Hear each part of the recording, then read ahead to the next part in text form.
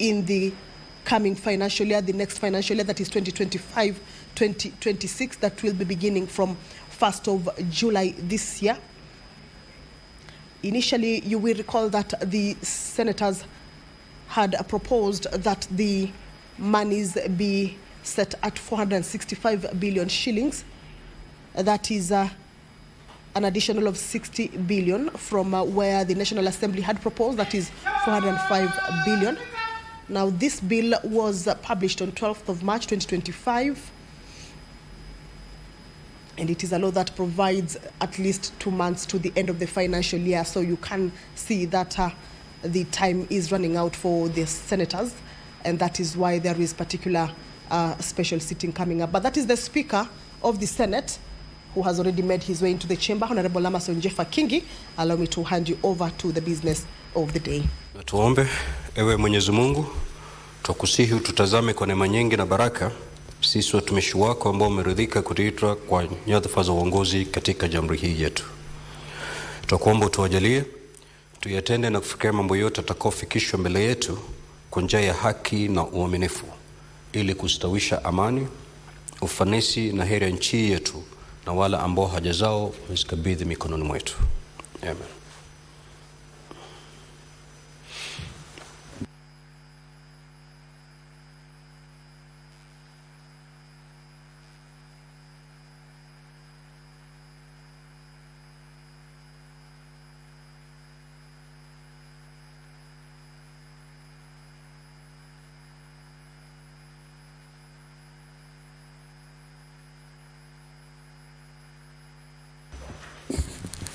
Clerk, we have quorum. Sergeant at Arms, kindly ring the quorum bell for 10 minutes.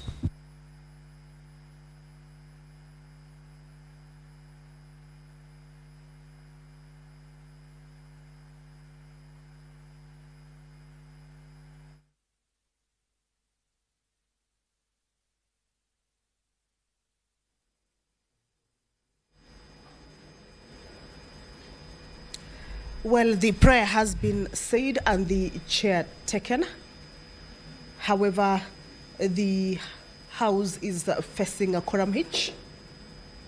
Senators are yet to make their way into the chambers. As provided for understanding order number 39, at least 15 senators should be present after the prayer is said and the chair taken. That would make the House be able to commence its sitting. However, if that is not present, then that will necessitate the quorum bell that is currently underway. On our screens, what we have just seen, those are still empty seats yet to be filled. At least 15 senators, that is the number that we are looking at. Even as the quorum bell is underway, that is just an allowance, as well as a call to the members who may be within the precincts of Parliament, but yet to make their way into the chamber, to hasten their steps, at least to be able to get into the chamber and enable the House attain or raise that much needed quorum. But as we can see, we are yet to at least get to that particular number. At least one senator is already in the chamber. We are hopeful that as the bell is on, at least 14 other senators will be able to get to the chamber. Remember, this is a special sitting. These senators had proceeded on a short recess beginning the 13th of June. However, due to matters that are of urgency, and of course with the concurrence of the leader of the majority party and supported by a good number of the senators, this particular special sitting passed for them to be able to convene this afternoon.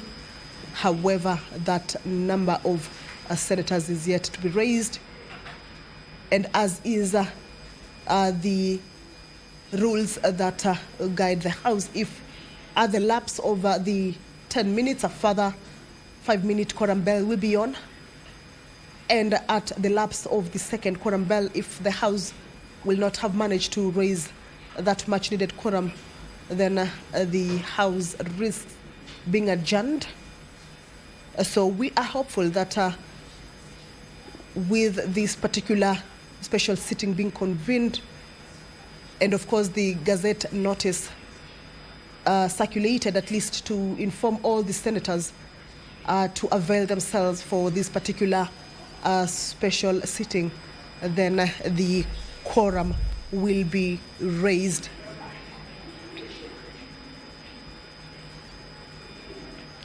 The business that is set aside to be considered this afternoon are three money bills that will be read for the first time or will undergo through first reading. This comes as the 2024-2025 comes to a close. Also, the report of the Mediation Committee on the Division of Revenue, Bill 2025, will also be considered, and any other urgent business or message that may have been received from the National Assembly or a county assembly will also be considered this afternoon. We have just seen the Majority Whip, Honorable Boni Halwale, also has made his way into the chamber. Remember, he is the Majority Whip. So at this point, the leadership of the House is expected to whip members to be able to get into the chamber. A third senator has also walked in, that is Honorable Dan Manzo, has made his way into the chamber as well. Remember, we are looking at at least 15 senators to be able to get to the chamber. What currently is underway is a quorum bell. This is just to alert the senators who may be within the places of parliament that the House is about to commence. However, due to the quorum hitch, the business cannot commence, and that their presence inside the chamber is highly required.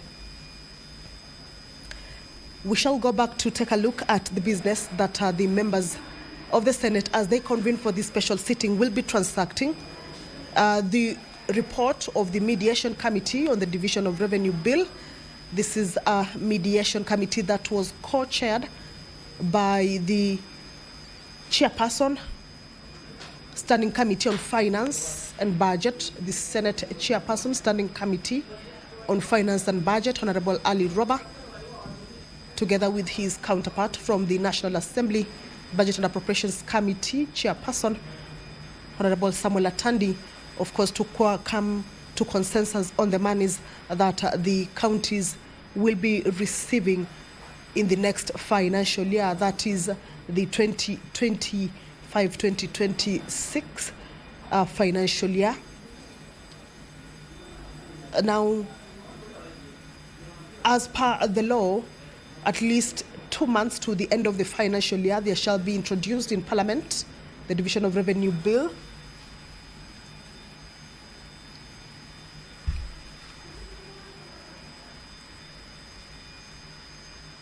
which shall divide the revenue raised by the national government among the national and county levels of government.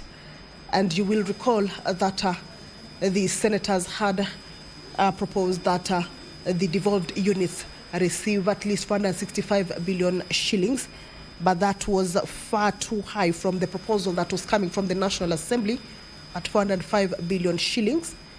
And therefore, that needed that particular mediation committee to come to a consensus on how much the counties will be receiving. Just to inform you that the House is about to commence its business.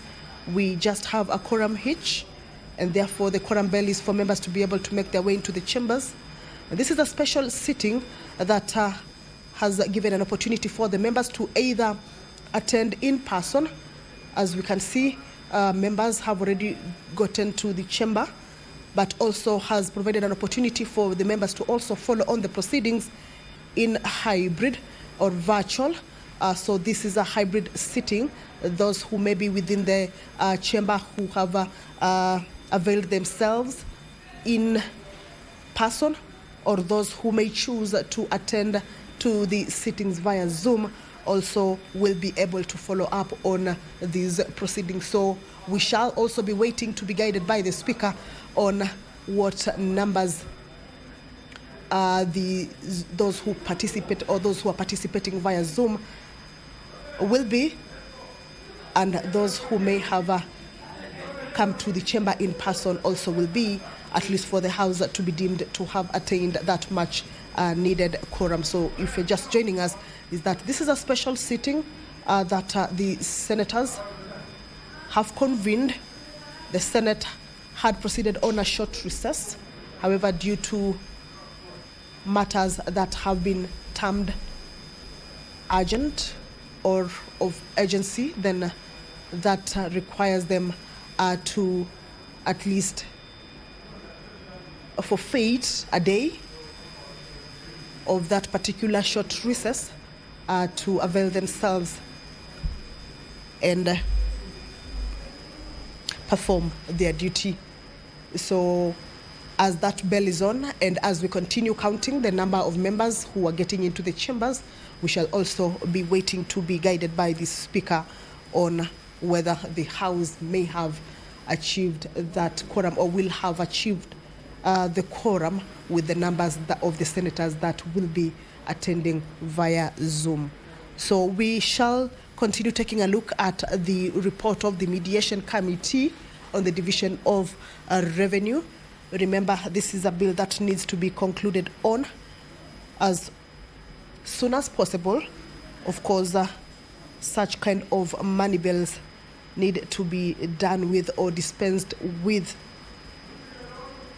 much earlier before the commencement of the next financial year.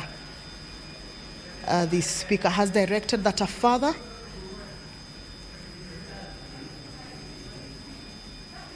the quorum bell continue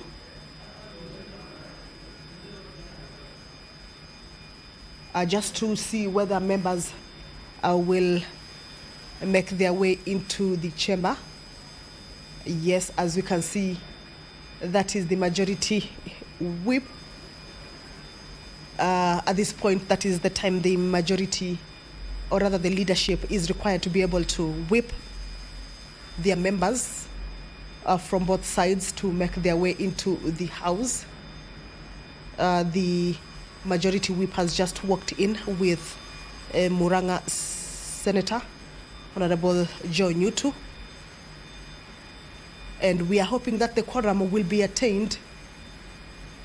From the Gazette notice that led to the sitting of this afternoon, the special sitting, is that this was on the request of the Senate Majority Leader and with the support of the requisite number of senators, whereby the Speaker appointed this day, Friday, the 27th of June, time from 2:30 as the day for this special sitting to be able to at least dispense with a number of bills that are, or a number of matters that are of urgency with regards to the budgeting process as well as the financial year. So we shall be waiting to see whether the House raises the quorum as well as what the Speaker will guide at the end of it.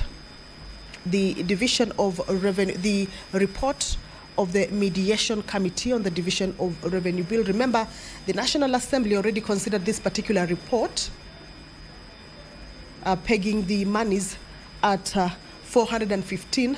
However, this is the money that was agreed upon during the Mediation Committee.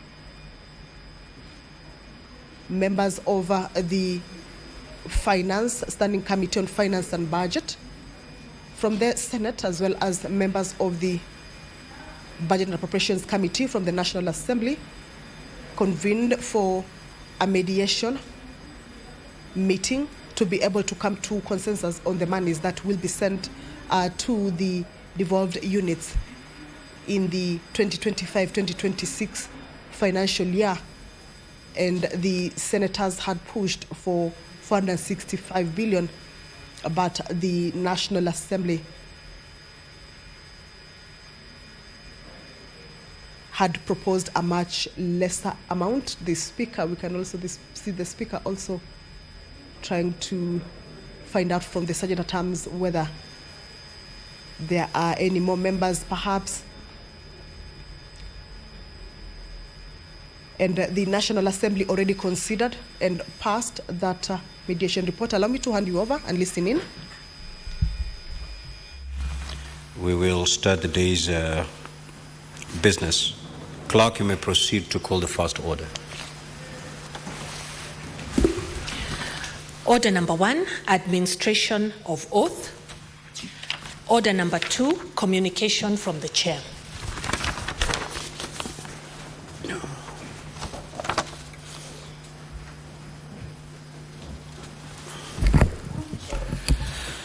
Honorable Senators, I welcome you to this special sitting of the Senate. I regret to interrupt your recess, but this has been necessitated by urgent legislative business which requires to be dispensed with. On the request of the Senate Majority Leader, vide letter reference number SEN/MLS/call into brackets 23, dated the 26th of June 2025, and with the support of the requisite number of senators, I appointed today, Friday the 27th of June 2025, as the day for the special sitting of the Senate. The appointment was made via Gazette Notice number 85/12, dated the 27th of June 2025.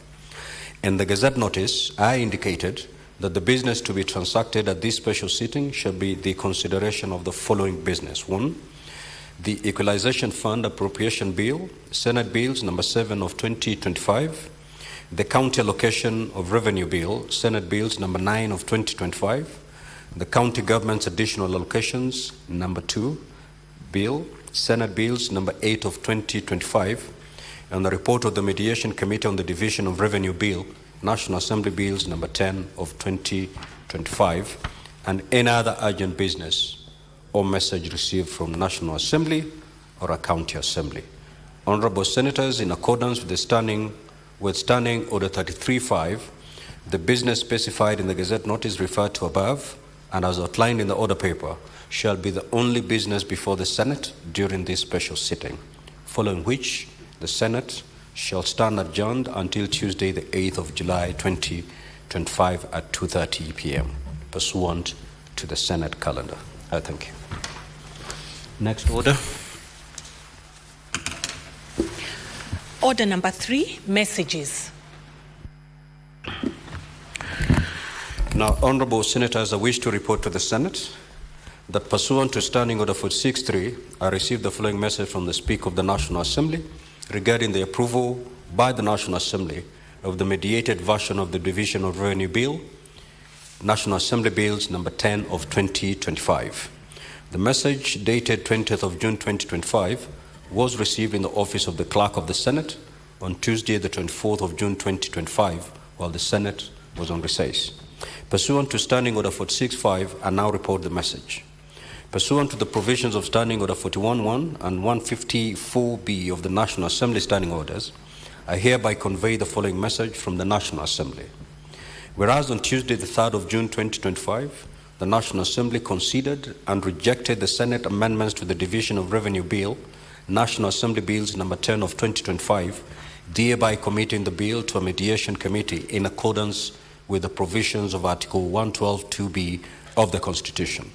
Now, whereas on Wednesday the 4th of June 2025 and Wednesday the 11th of June 2025, the National Assembly and the Senate, respectively, appointed members to a mediation committee to develop a mediated version of the said bill. And whereas on Thursday, the 19th of June 2025, the National Assembly considered and approved the mediated version of the Division of Revenue Bill, National Assembly Bills number 10 of 2025, in the form developed by the Mediation Committee. Now, therefore, in accordance with the provisions of Article 113(3) of the Constitution and Standing Order 154B of the National Assembly Standing Orders, I hereby convey the said decision of the National Assembly to the Senate. Now, honorable senators, I will, at the appropriate time during this sitting, call on the Vice Chairperson of the Mediation Committee to table the report of the Mediation Committee, which will thereafter be considered by the Senate in accordance with Standing Order 167. Order 167. I thank you. I have two more messages to pass. Now, honorable senators, I wish to report to the Senate that pursuant to Standing Order 46.3, I received the following message from the Speaker of the National Assembly regarding the passage by the National Assembly of the Environmental Management and Coordination Amendment Bill, National Assembly Bills number 66 of 2023. The message dated, Honorable Senator, you may take your seat, please.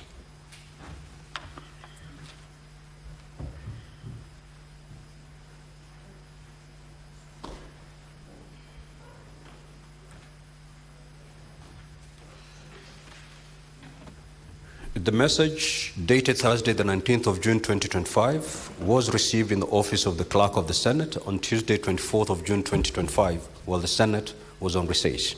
Pursuant to Standing Order 46.5, I now report the message. Pursuant to the provisions of Standing Order 41.1 and 142 of the National Assembly Standing Orders, I hereby convey the following message from the National Assembly.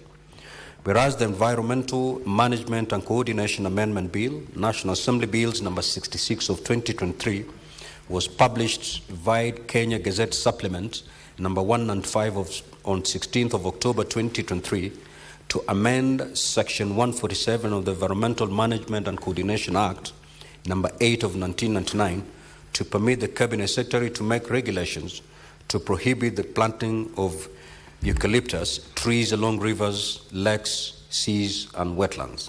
And whereas the National Assembly considered the said bill in terms of Article 109(4) of the Constitution and passed it with amendments on Wednesday, the 4th of June 2025 in the form attached hereto, now therefore, in accordance with the provisions of Article 110(4) of the Constitution and Standing Order 41 and 142 of the National Assembly Standing Orders, I hereby refer the bill to the Senate for consideration. Honorable Senators, the message was received with a request by the sponsor of the bill in the National Assembly, the Honorable Irene Mayaka MP, that Senator Crystal Asige MP co-sponsors and introduces the bill in the Senate pursuant to Standing Order 163(2). Now, Honorable Senators, Standing Order 163 requires that a bill which originates in the National Assembly be proceeded with by the Senate in the same manner as a bill introduced in the Senate by way of first reading in accordance with Standing Order 144. Accordingly, I direct that the Environmental Management and Coordination Amendment Bill, National Assembly Bills number 66 of 2023, be listed in the order paper for first reading. I thank you. Again, Honorable Senators, I wish to report to the Senate that pursuant to Standing Order 46(3) and 4, I have received the following message from the Speaker of the National Assembly regarding the approval by the National Assembly of the fourth basis for revenue allocation among the county governments, fourth generation formula. The message, dated 24th of June 2025, was received in the office of the Clerk of the Senate today, Friday, 27th of June 2025. Now, pursuant to Standing Order 46(4), I now report the message. Pursuant to the provisions of Standing Order 41(1) of the National Assembly Standing Orders, I hereby convey the following message from the National Assembly. Whereas in accordance with the provisions of Article 217(1) of the Constitution, the Senate determined and approved the fourth basis for annual allocation of the share of the national revenue allocation to the county level of government for the financial years 2025-2026 to 2029-2030 on Thursday, the 12th of June 2025, and thereafter referred the resolution to the National Assembly for consideration in accordance with the provisions of Article 217(3) of the Constitution. And whereas, pursuant to the provisions of Article 217(4) of the Constitution, on Tuesday, 24th of June 2025, the National Assembly considered and approved the fourth basis for revenue sharing among county governments in the form determined by the Senate and without amendments. Now, therefore, in accordance with the provisions of Article 217(4) of the Constitution and Standing Order 41.1 of the National Assembly Standing Orders, I hereby convey the said decision of the National Assembly to the Senate. Honorable Senators, the fourth basis for revenue allocation among the county governments, fourth generation formula, stands approved and pursuant to Article 217(7) of the Constitution shall be applicable until a subsequent basis for revenue sharing is approved. Thank you. Next order. Order number 4, petitions. Order number 5, papers. The Vice Chairperson, Mediation Committee.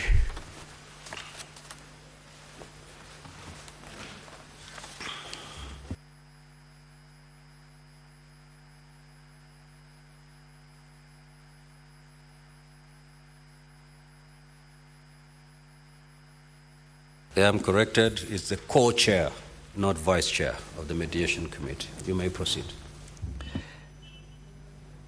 Mr. Speaker, sir, I beg to lay the following paper on the table of the Senate today, 27 June 2025. Report of the Mediation Committee on Division of Revenue Bill, National Assembly Bill number 10 of 2025. I beg to lay. Next order.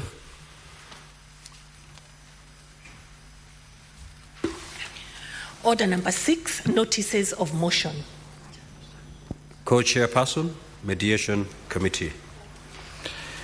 Mr. Speaker, sir, I beg to give notice of the following motion, that the Senate adopts the report of the Mediation Committee on Division of Revenue Bill, National Assembly Bill number 10 of 2025, laid on the table of the Senate on Friday, 27th of June 2025, and that pursuant to Article 1132 of the Constitution and the Standing Order 167.3 of the Senate Standing Orders, approves the mediated versions of the bill. I beg to move. Next order. Order number 7, questions and statements. Order number 8, motion, consideration of the report of the Mediation Committee on the Division of Revenue Bill, National Assembly Bills number 10 of 2025. Co-chair, Mediation Committee.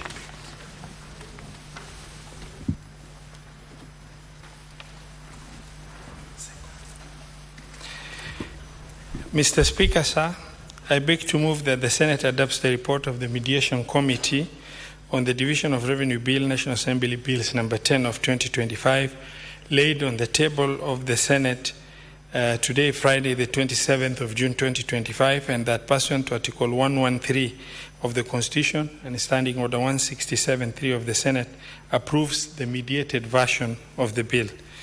Mr. Speaker, Article 218 provides that at least 2 months before the end of each financial year, there shall be introduced in Parliament a Division of Revenue Bill which shall divide revenue raised nationally between the national and county level of government. Pursuant to the constitutional provision, the Division of Revenue Bill 2025, National Assembly Bill number 10 of 2025 was published via a Gazette supplement number 38 of the 12th of March 2025.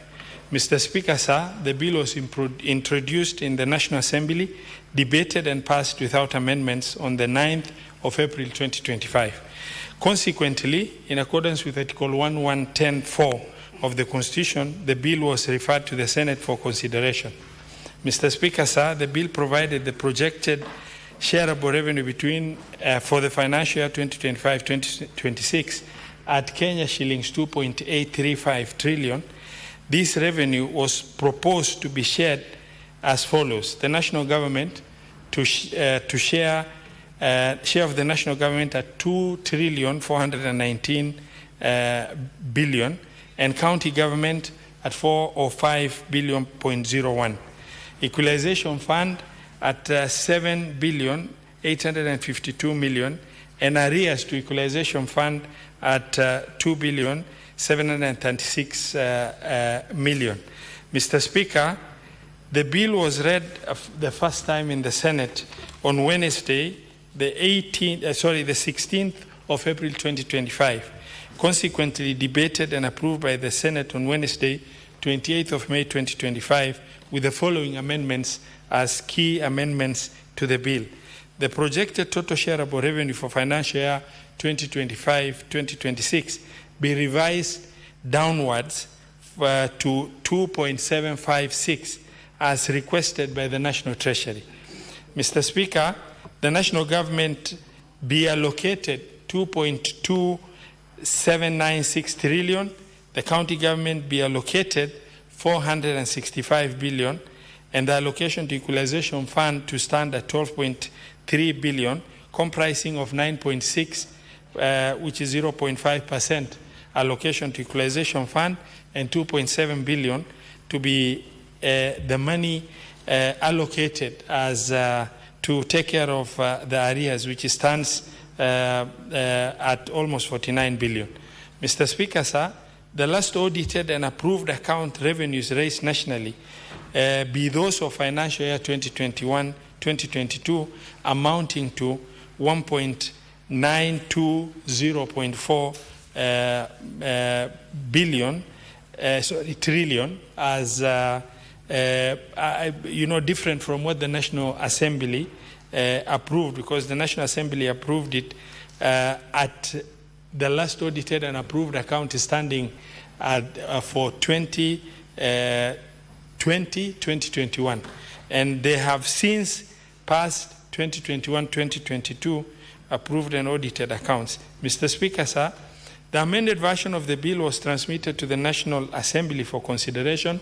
The National Assembly considered and rejected the Senate amendments on Tuesday, the 3rd of June 2025. Consequently, pursuant to Article 112(2)(b) of the Constitution, the bill was referred to Mediation Committee. And pursuant to Article 1131 of the Constitution, the speakers of both houses constituted the Mediation Committee comprising of 9 members from each house.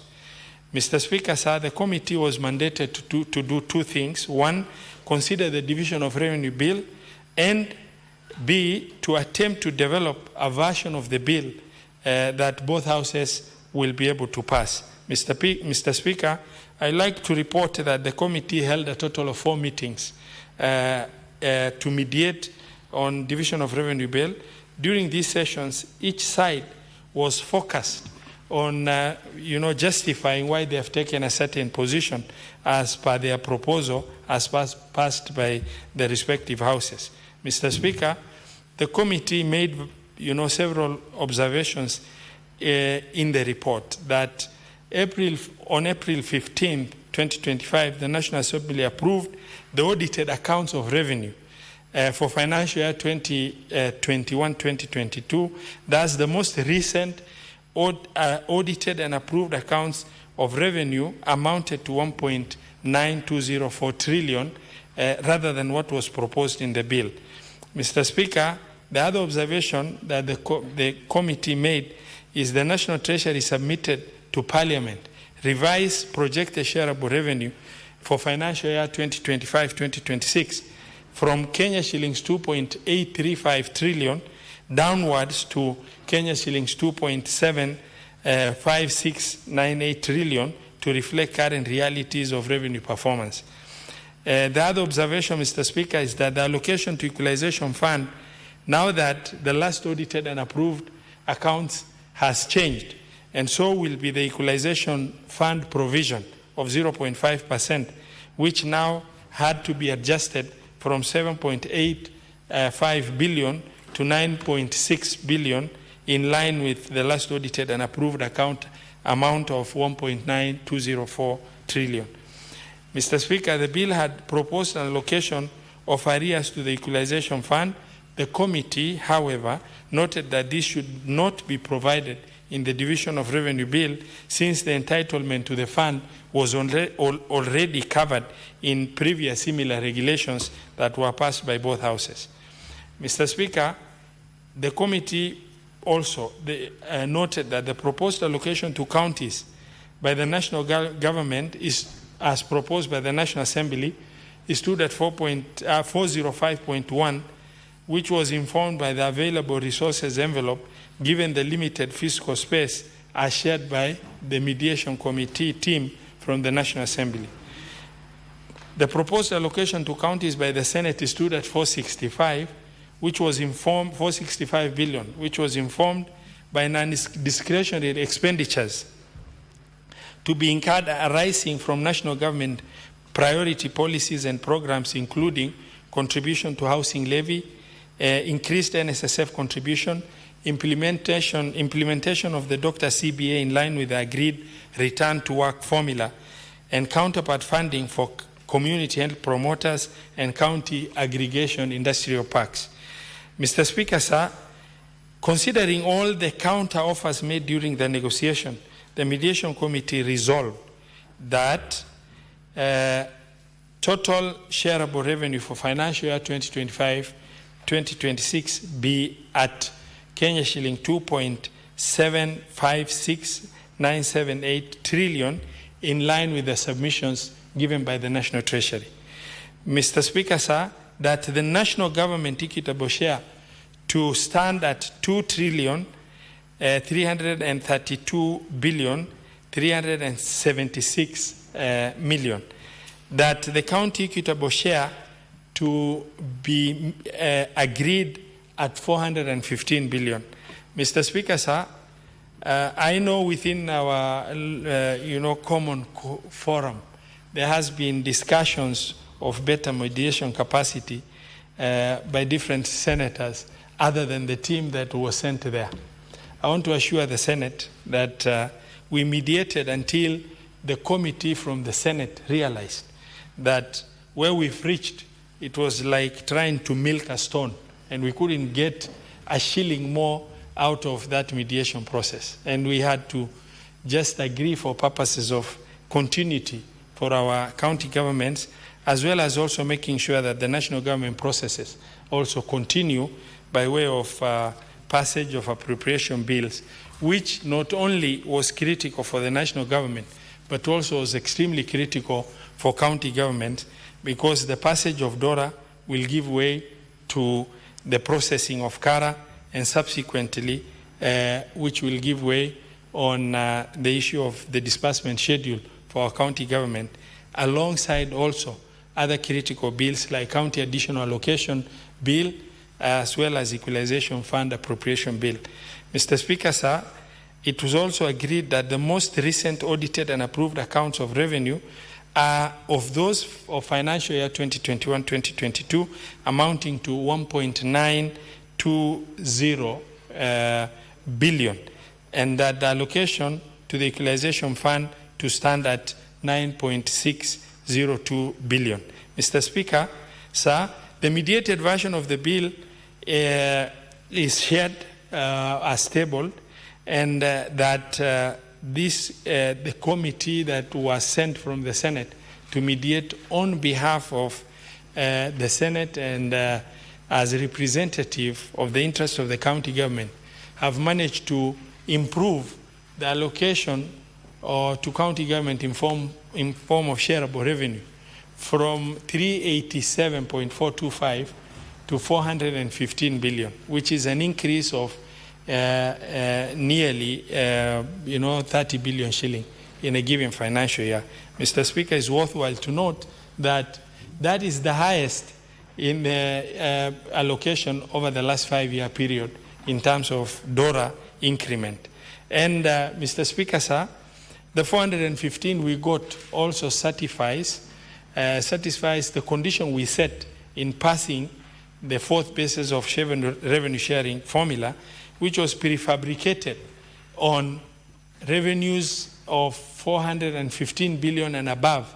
Then that affirmative action in the wisdom of the Senate of 4.46 billion to be shared equally among 12 disadvantaged counties that are not able to run their development program based on the revenues they're receiving, which were listed.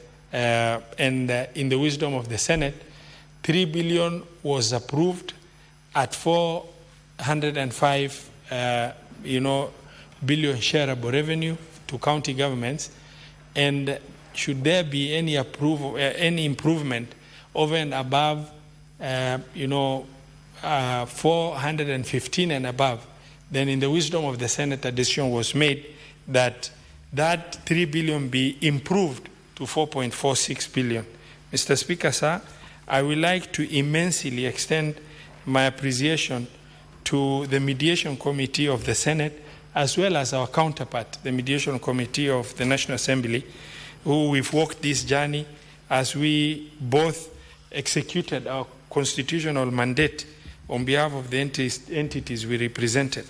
And I want to also extend my appreciation to your office, as well as the office of the clerk and our secretariat team that have diligently walked that journey with us. Mr. Speaker, sir, I beg to move and request Honorable Senator Boni Kalwale to second.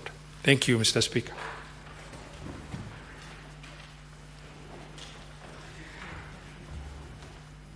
Mr. Speaker, I rise to second this very important motion. And Mr. Speaker, as I do so, having been a member of the Mediation Committee, I want to start by appreciating the Chairman of Budget and Appropriation Committee in the National Assembly, Honorable Atandi.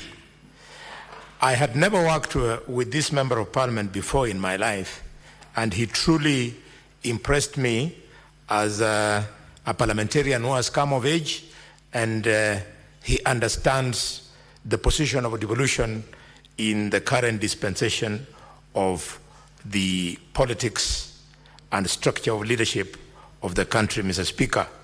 Mr. Speaker, I say this because I sat in a similar committee when the predecessor of Atandi was in office, and it was very clear, Mr. Speaker, that that chair was not in tandem with the system of government called the bicameral system, Mr. Speaker. Mr. Speaker, I also want to thank the chairman of our Finance Committee, who has just moved the motion, plus the vice chair, and especially the Senator of Migori. This mediation was the most difficult I've ever sat in. We couldn't agree 4 times over, and we stood our ground, and I'm very proud that because of that industry, we are able to leapfrog from 387.5 billion shillings to the current, by 28 billion shillings to the current 415, is a big, big achievement.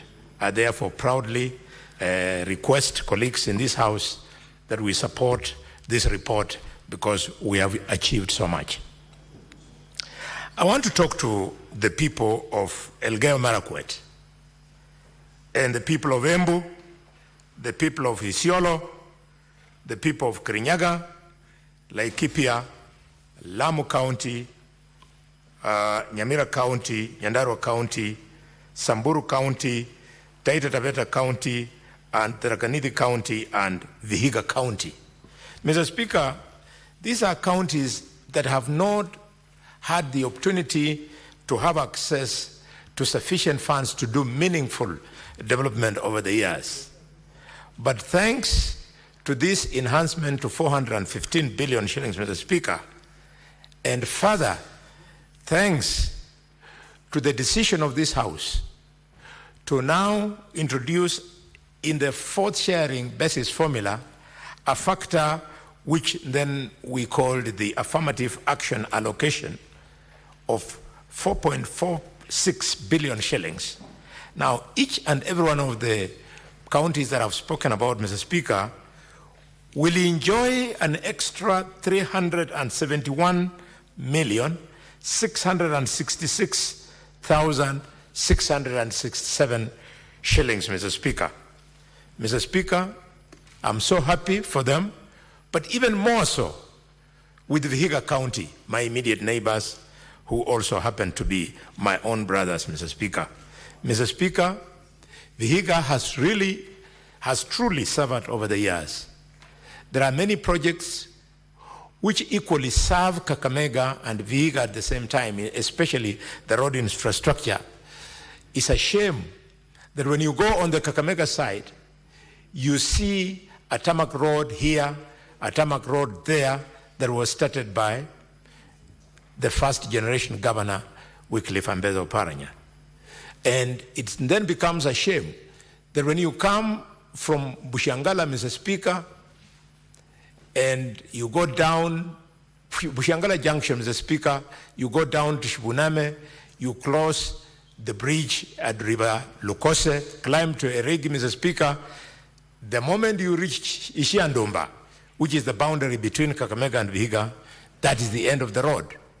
The majority of the people using this road, which then becomes untarmacked once you are in Vihiga, are the people of Kakamega. So I want to appeal to the Senator of Vihiga and the Governor of Vihiga and the MCAs of Vihiga, whereas this section of the road is in Vihiga County, but it is a key road for us, the people of Kakamega, in entering into Vihiga County through the southern part of our county, Mr. Speaker.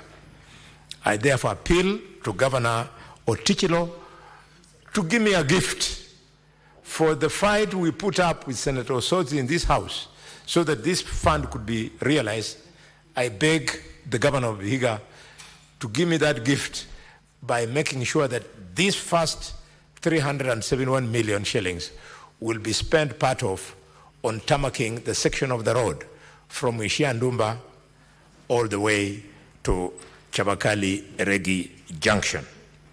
Mr. Speaker, needless to say, I want to, as I second this motion, to use this opportunity to pass my condolences to the families and friends of the 15 young people who lost their lives 2 days ago through the unnecessary shootings that we witnessed, and I hope that the Minister for Interior will manage to come on top of things. I request him to find his calm. I've been following his pronouncements.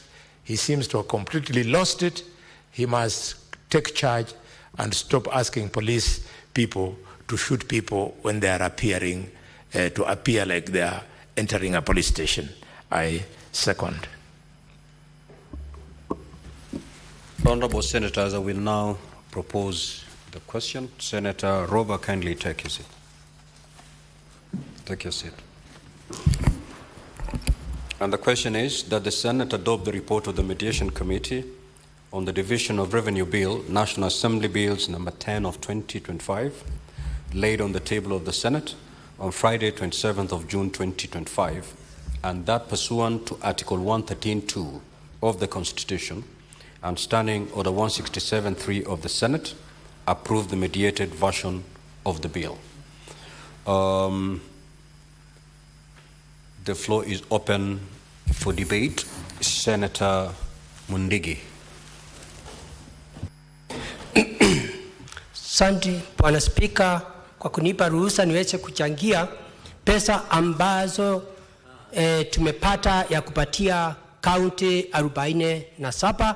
Bwana Spika, mimi naunga mkono kwa sababu niko na furaha kubwa kwa sababu katika kaunti zote itasherekea na pia itafanya kazi kulingana vile inafaa, kwa sababu katika kaunti nyingi ilikuwa na pesa ya chini, lakini wakati tulipatiwa pesa tulisikia tumepatiwa bilioni 415, na pia nakumbuka mwaka jana ilikuwa bilioni 375. Kwa hivyo kamati imefanya kazi nzuri ya kuunganisha pamoja na kuwa tumepata katika Kenya pesa ya kaunti zote 47 bilioni 28. Kwa hiyo Bwana Spika, mambo ile tumepata ni ya kutusaidia kwa sababu katika Senate mambo yetu hapa katika Senate, mambo ambayo ya kutusaidia ndio mambo iwe katika masinani, mambo ya maji, mambo ya barabara, mambo ya elimu, mambo hata ya kilimo, mambo mengi. Tunajua magavana wetu wale wanataka kufanyia wananchi kazi,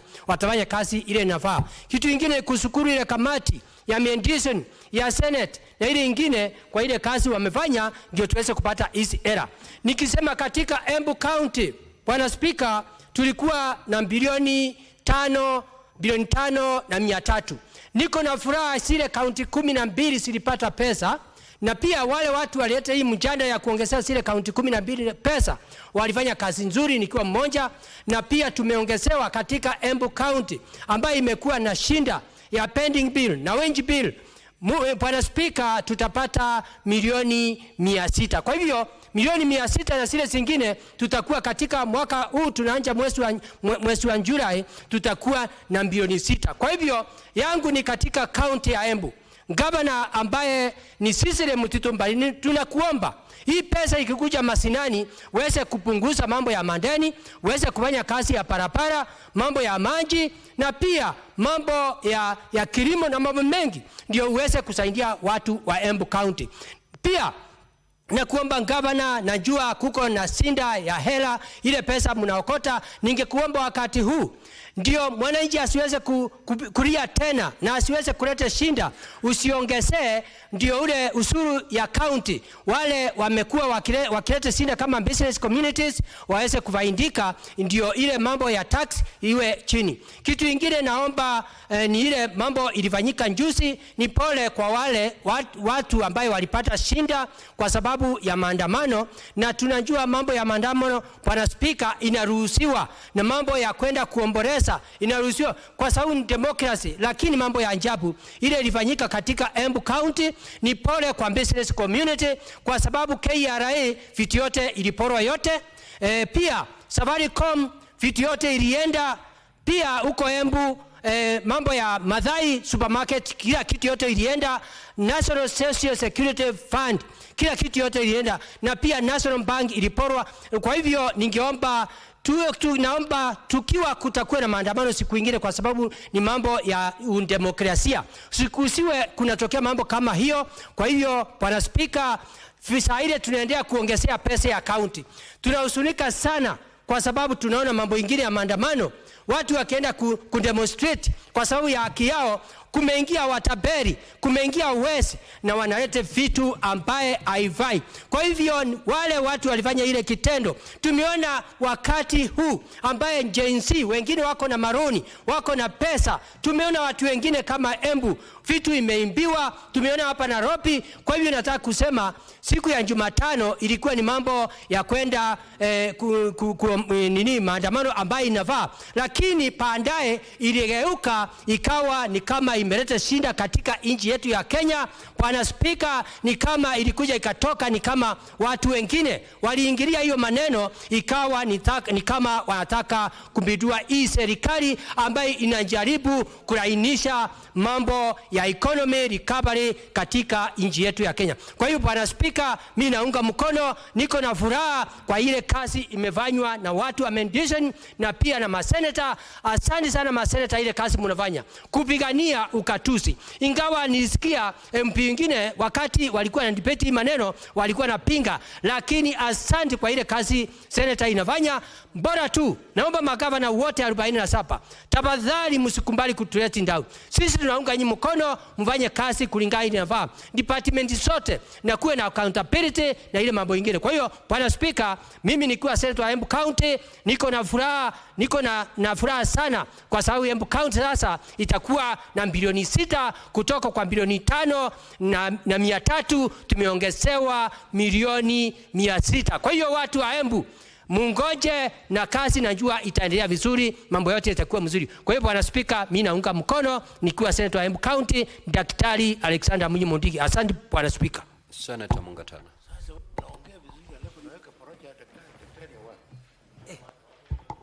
Mr. Speaker, I want to thank you very much for giving me the opportunity to make my contribution.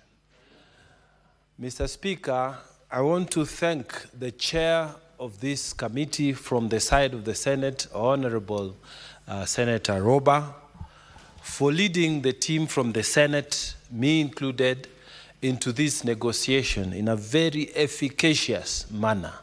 I also want to recognize the efforts and the attitude that was put in from our colleagues on the National Assembly.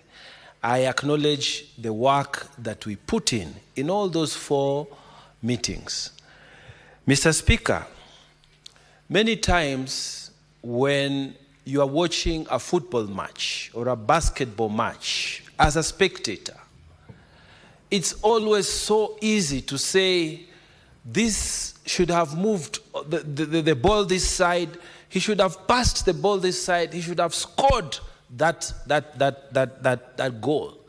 But Mr. Speaker, it is only the person who is playing inside there who really knows what is happening. And all the time the spectator who is outside believes that he would have done better, or the player should have done better. Mr. Speaker, the truth of the matter is that when you are inside there, that's when you know how difficult the matters were, how hard, how tired the players are. You need to be a player for basketball to know that even LeBron James would ask for a substitution, Mr. Speaker.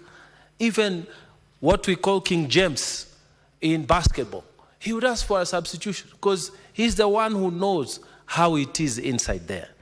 So, Mr. Speaker, when we went for the first meeting, the Senate was very adamant that we must be given the 465 billion that we wanted. On the other hand, we had the National Assembly who had come with a figure of 405.1 billion. And Mr. Speaker, we had extremely good arguments to say how we need this money for this, we need this money, the counties need to do this and the other, we need to, and all of you come from the same counties that we are fighting for this money. Mr. Speaker, equally, the National Assembly was telling us of the need to balance what the counties require with the fiscal space that is available. So, Mr. Speaker, we went up and down. Then we reached a figure of 410 billion that the National Assembly made a move. And we on the side of the Senate, we had come to a point where we said at the very minimum, it is going to be 420 billion. And Mr. Speaker, there was what you call a deadlock.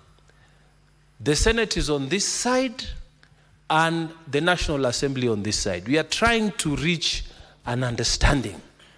And Mr. Speaker, at the end of it,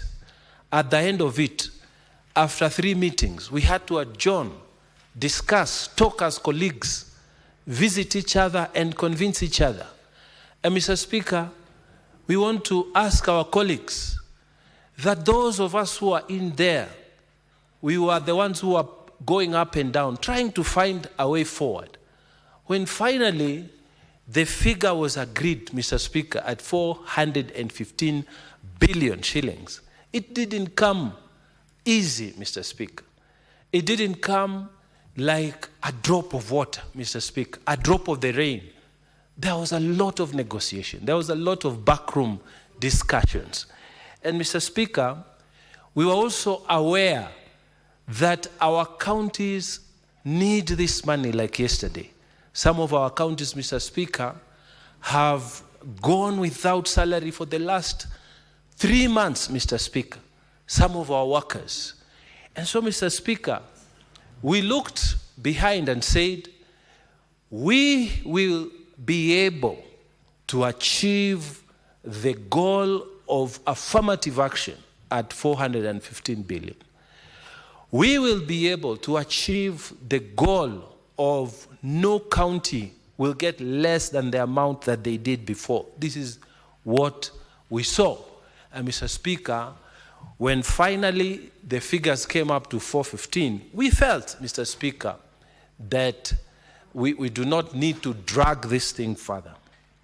So under the leadership of the Honorable Senator Roba, we were able to reach out to the other side under the leadership of Honorable Atandi, and the deal was done. So I want to thank so much the Mediation Committee, which I was part of, Mr. Speaker. So I know what we went through.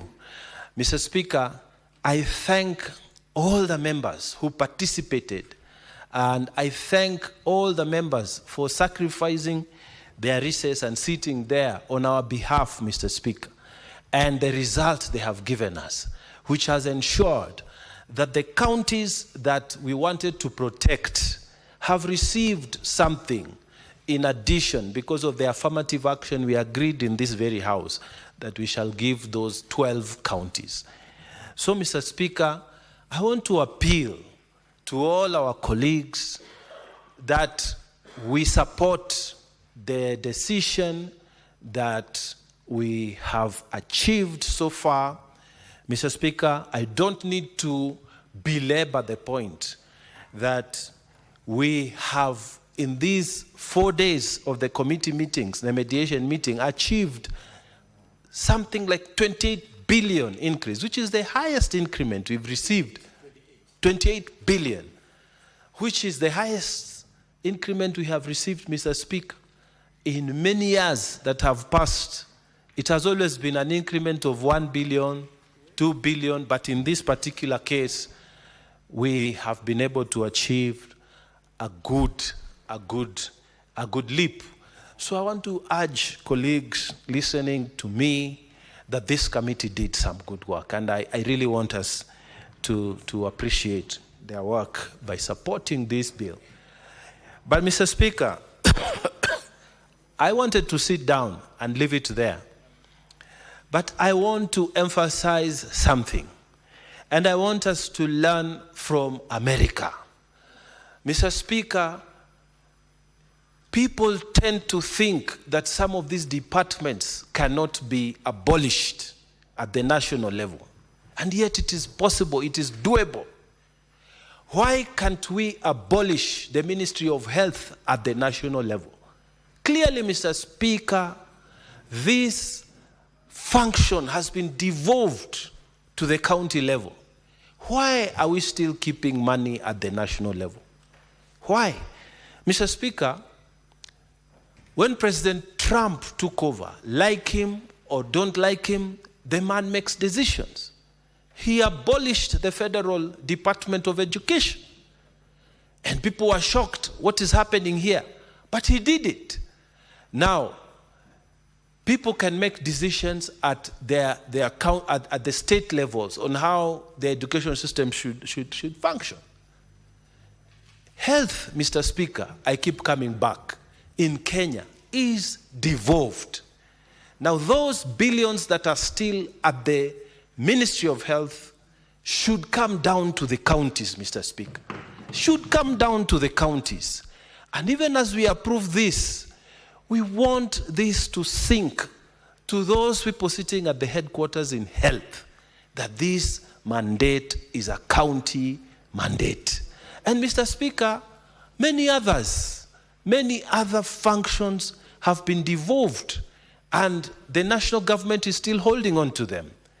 I am requesting the president to think seriously about abolishing, take bold steps, abolish some of these departments at the national level. Like health, it must go so that the funds are released to the function. Mr. Speaker, today we are celebrating 415 billion going as the equitable share to the county government. But, Mr. Speaker, if we abolished some of these ministries at the national level, we would be able to save more billions that will be released to the county governments, so that our counties are able to function properly from the equitable share they have received. We were talking here, Mr. Speaker, as a Senate, and we said that some counties are merely employment bureaus because they are not able to function properly. Their development vote is negligible. And why? Because the national government continues to hold on to functions that are supposed to be functions for the county governments. So as we approve this, Mr. Speaker, and as I urge my colleagues that we approve the mediated version, we want to send a message to the national government that don't hold into what is not yours. It will cause you problems, all the time problems. For example, now, if you look at the payment of these workers who are working in our villages, the health workers, you are told national government pays a half, the other side is paid for by the county. How is that? How do you have two employers? How does it work that you are having one paying this amount, one paying the other? Why should the national government hold on to that? Why can't you surrender that function properly to the county government so that somebody knows my little money comes from this employer? I wonder, even when you have functions like these industrial parks that are being created, when you hear that the national government will give 250 million, the county governments to give 250, the moment you bring two entities to manage, there's a problem. Why can't you leave it all to the county governments to deal with those matters? Mr. Speaker, even counties that were supposed to develop their headquarters, they were supposed to be assisted. The idea was initially a very noble idea that 5 counties did not have good county headquarters, so they were supposed to be assisted by the national government. Just that line of saying national government contributes and county government contributes, that model has not worked. None of the 5 counties to date have been able to construct their headquarters, Mr. Speaker, because of those double, here there's a boss, here there's a boss. This should not happen going forward. And we should start by taking a bold step saying, Ministry of Health, we abolish this at the national level. Let everything be devolved. Let the money come down. And if they must stay there for coordination, let some very little money, it must be absorbed under another department so that we all know that these funds that used to reside in that ministry at the national level has come down to the counties. Mr. Speaker, so I want to urge colleagues who are listening to me that, you know, all these matters, we put them there. We debated all these matters. Do not imagine that the team that was there did not engage. We fully engaged. We would sit from midday all the way to 6 p.m. We fully engaged in all these arguments. But, Mr. Speaker, looking at the fiscal space and the way we managed to push up here, up there, down here, down there, the figure of 415 billion should be supported. And I thank the National Assembly that they have already dealt with their bit. Let us deal with our bit so that the funds can be released to our county governments and they continue to function.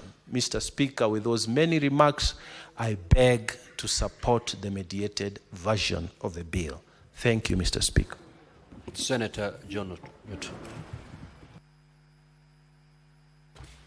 Thank you, Mr. Speaker. I also rise to support this particular report as submitted by the co-chair of the Mediation Committee.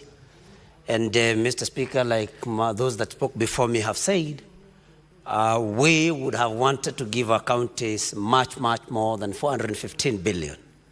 But then, Mr. Speaker, we must appreciate that we are getting 415 billion from 385 billion. So an improvement of about 30 billion must be appreciated, Mr. Speaker. It is true, like the co-chair said, that we thought that they could have been able to negotiate for more. But we appreciate the fact that negotiation of any kind involves it's a give and take matter, Mr. Speaker. And so I want to thank the committee, the Mediation Committee, for the figure that they were able to squeeze out of the national government of 415 billion. The biggest question now, Mr. Speaker, will be whether once this House comes up with a disbursement schedule, whether then the National Treasury will abide or will follow that particular disbursement schedule. Because we have been having challenges with counties, not because we have not been able to allocate them amounts that can help in delivery of services at the county level, but because there are delayed disbursements, which is the next thing that these houses should push for, so that disbursements are made according to the schedule that we are going to come up with, Mr. Speaker. While at that, we must also tell our governors, the 47 of them, that the enhanced amounts must be used more for development and not on labor, on wage bills, Mr. Speaker. Because we have almost every other county, none has been able to abide by the 35% requirement, because, Mr. Speaker, they are required to maintain the wage bill at 35% of their total resources. And, Mr. Speaker, I request that you may ask the minority whip and the chair of the Mediation Committee to also give us some peace so that we can be able to prosecute our issues. So, Mr. Speaker, the disbursement schedule will be very important. Number two, Mr. Speaker, is that these governors must be able now to invest more in development than wage bills and other unnecessary matters. Not to mention that they also need to look at pending bills and see to it that they clear those that they owe, so that the same can start trickling back to the counties for more development, Mr. Speaker. We must tell rogue governors who think that when these amounts of money are sent to them, that they can spend or expend the same for purposes other than those that serve the people of the counties that they are elected to serve in. Mr. Speaker, a case in point is one governor, and that is none but the governor of Nairobi, who has in public said that he is not going to allow, that he's going to protect Nairobi, Mr. Speaker. We want to tell such a governor that these funds that we have worked so hard to negotiate for them must be used for the good of the people in their counties and not for any criminal activities. Goons must not be financed from the amounts that we have negotiated for these counties, Mr. Speaker.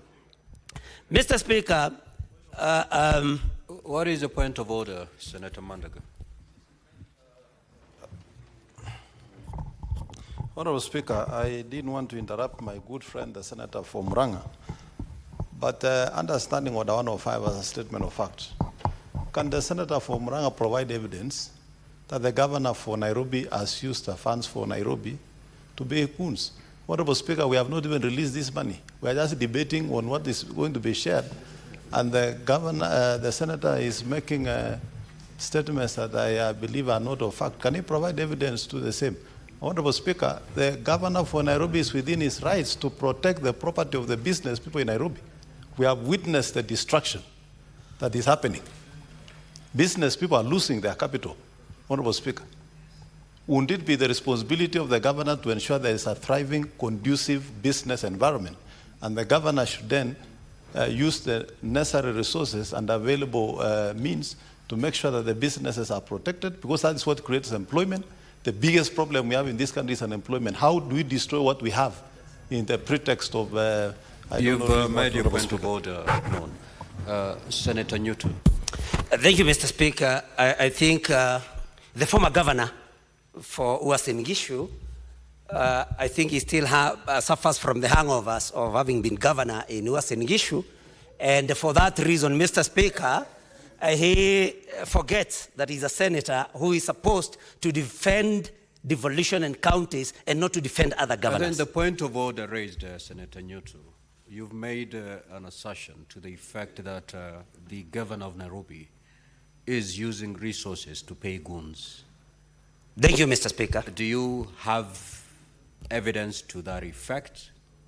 Can you substantiate that statement? If yes, proceed to substantiate.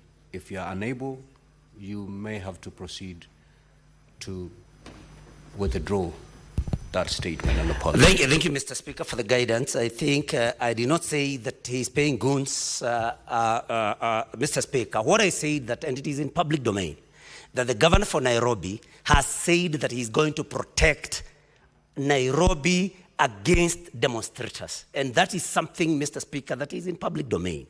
And there cannot be any other way that a governor can protect his or her county other than using goons, because any governor does not have any police under their command. And Mr. Speaker, I would therefore not be very wrong to assume that any governor that says that they are going to protect their counties physically. Senator Nyutu, let's make this very short so that you proceed with your wonderful intervention on this report. You have made that assertion. The answer is there. Okay, Mr. Speaker. Substantiate or withdraw. Mr. Speaker, then I withdraw. Let me just continue. Let me just. The senator for Kakamega wants to inform me. Let's dispense with this point of order first. Okay. Okay, Mr. Speaker, then I withdraw. Let me continue.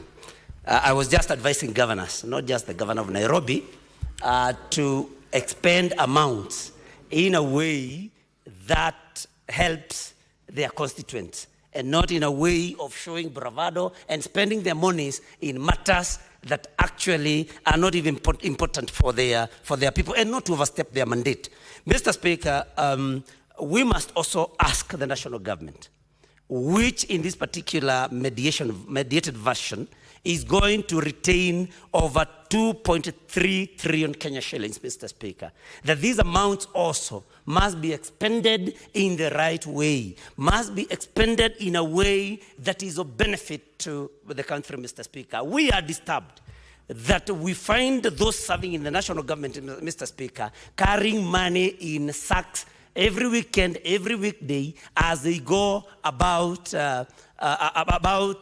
even programs that are not known in law, like empowerment programs, Mr. Speaker.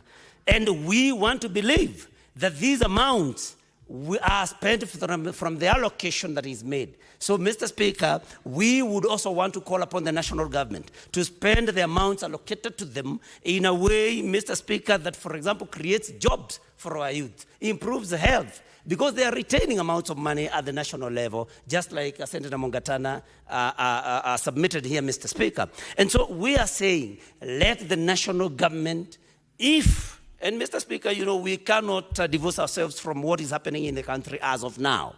Because, Mr. Speaker, we have had very many losses, loss of life and loss of property, destruction of property, especially on the day before yesterday when there were protests, Mr. Speaker. And we would have wanted to see a situation where public funds are spent in protection of life and property, Mr. Speaker. And on this, I also want to call upon the national government, probably to invest more.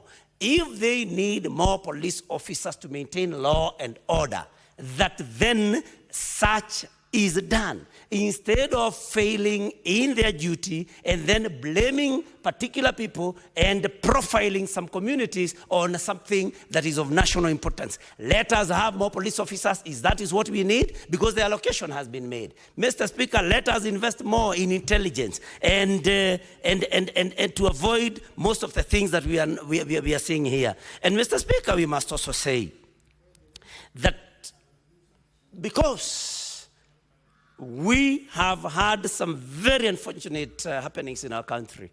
I think in the last about 72 hours, that we condemn in the strongest terms possible any loss of life, any destruction of property, because, Mr. Speaker, we must call some of these things out, because this is not the way to go. And we must call upon the CES for Interior, that we must be more responsible, Mr. Speaker. He appeared in this house just the other day about a killing, and Mr. Speaker, all of us are very disturbed to hear the CES calling on the police to shoot, to kill, giving them an order to shoot and kill, and even referring to some other authority above him. And we do not have to be very smart to know what that authority is, Mr. Speaker. And so we are saying that this is our country. All these monies that we are allocating to the counties, if there is no peace in the counties, then it will all be in vain. The national government must ensure that every person is safe, that every business person is safe, and they must not hide in the sand and blame somebody after things have been done. We have national intelligence services. They must be able to unfoil anybody, any plan to destroy life or property. For them to come and cry crocodile tears, Mr. Speaker, that is not something that we may want to allow. And it is important, as I sit down, Mr. Speaker, in support, to say that we live in this country, we exist in this country, not at the pleasure of anybody, Mr. Speaker. We are here because God placed us here and we have a right to be here. We may serve in the cabinet at the pleasure of somebody. We may serve in the president in some appointments at the pleasure of somebody, and that is especially the president. But we do not live in this country at the pleasure of the president or at the pleasure of anybody else, Mr. Speaker. We live here because God placed us here. Let us build a good country for all of us. Thank you, Mr. Speaker. I support this particular version. Senator Tabitha Mutinda.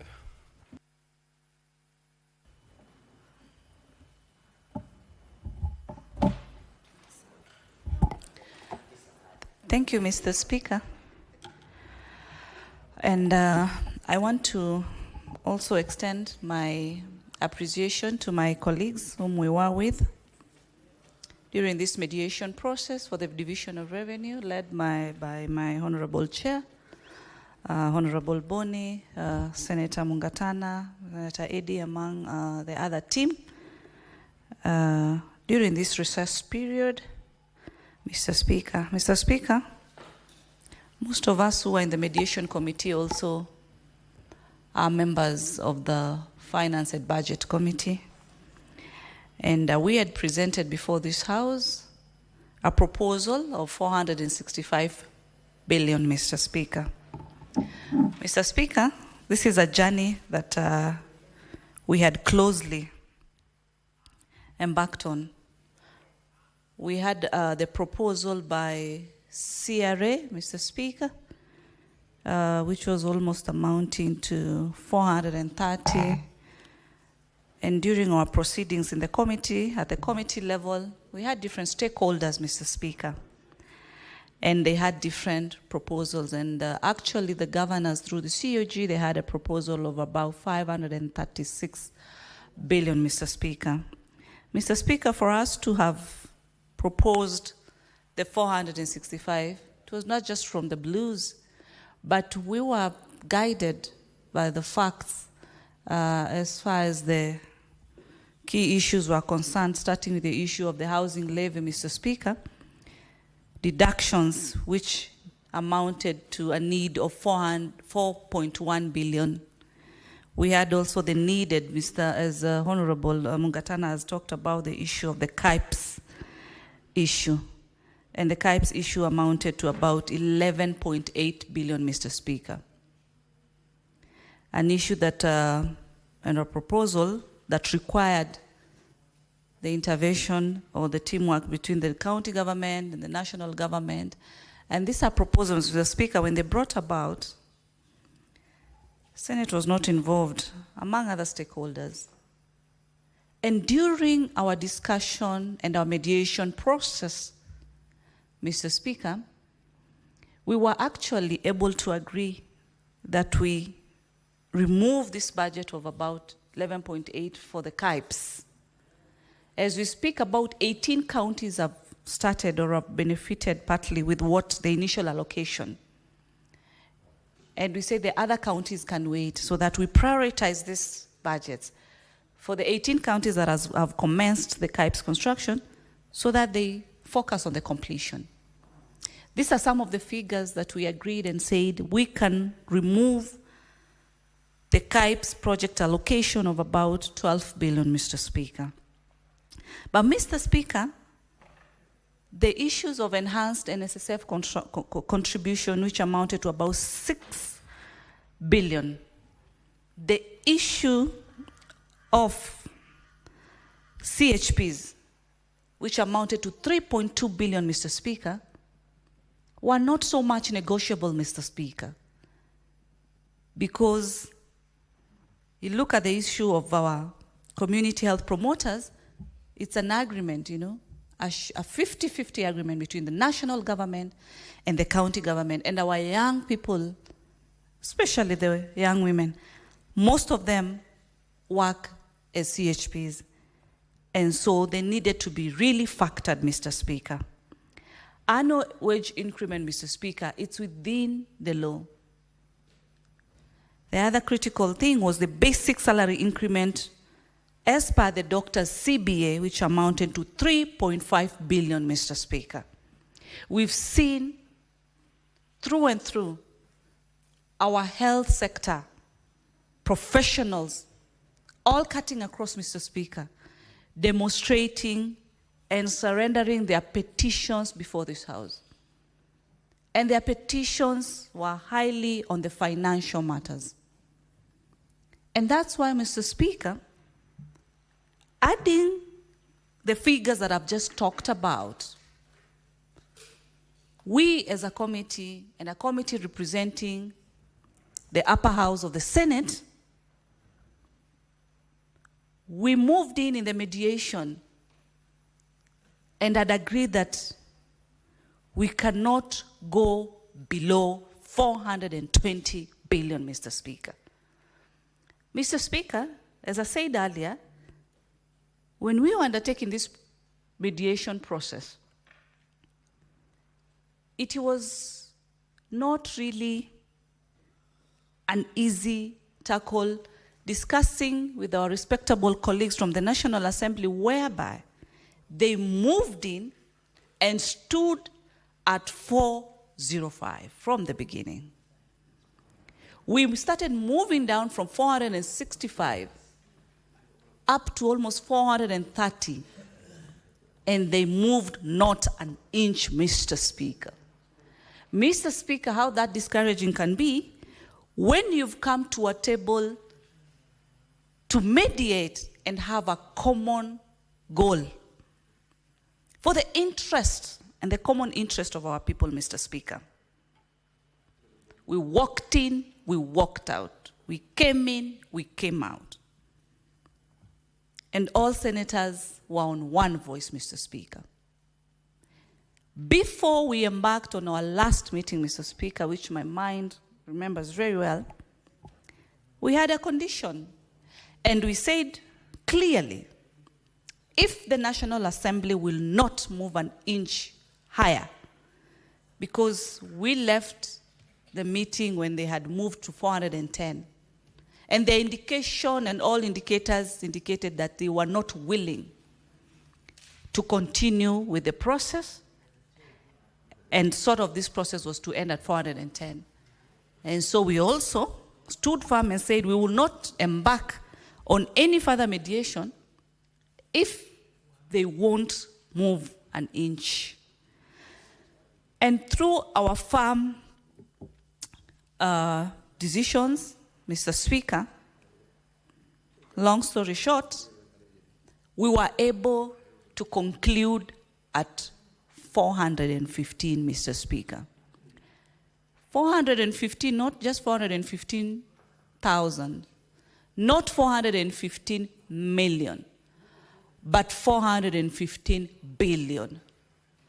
Mr. Speaker, sometimes when I talk about these figures in terms of billions, I'm not so happy. We talk about billions, and we've increased 28 billion to the county government. But the thorny issue, the biggest animal in this country, the pending bills, Mr. Speaker. We've increased these funds because of the issues that the governors have raised. This money does not go to the governors, by the way. It's for the devolved functions, Mr. Speaker. When our young people keep on hearing us talk about billions on this floor,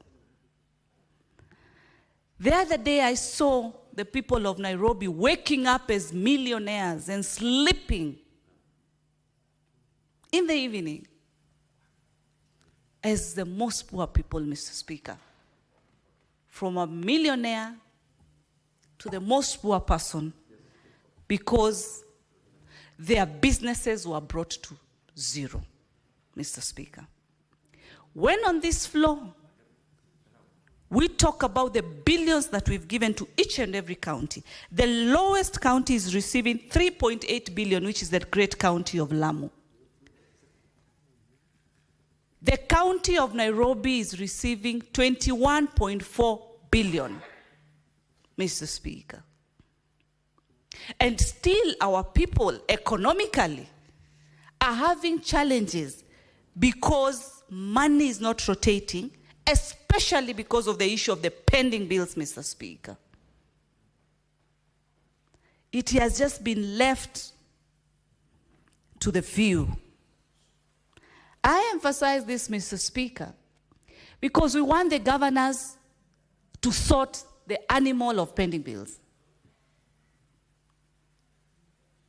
We cannot be on these floors talking about these figures, and there is a Kenyan somewhere who's just even seeking to be paid their pending bill by the county government. We've increased a whopping 28 billion, as I've said earlier. We need to see change. But change to whom, Mr. Speaker? The education system that we have in this country, Mr. Speaker, it's a system that has empowered our young people. It's a system whereby our young people today, they are very eloquent, very knowledgeable. They know what they want, they know what they need, Mr. Speaker. The job opportunities might not be enough for everyone. But the businesses for our business people can create opportunities. These businesses can keep thriving, Mr. Speaker, if this issue of the pending bills is also sorted, Mr. Speaker.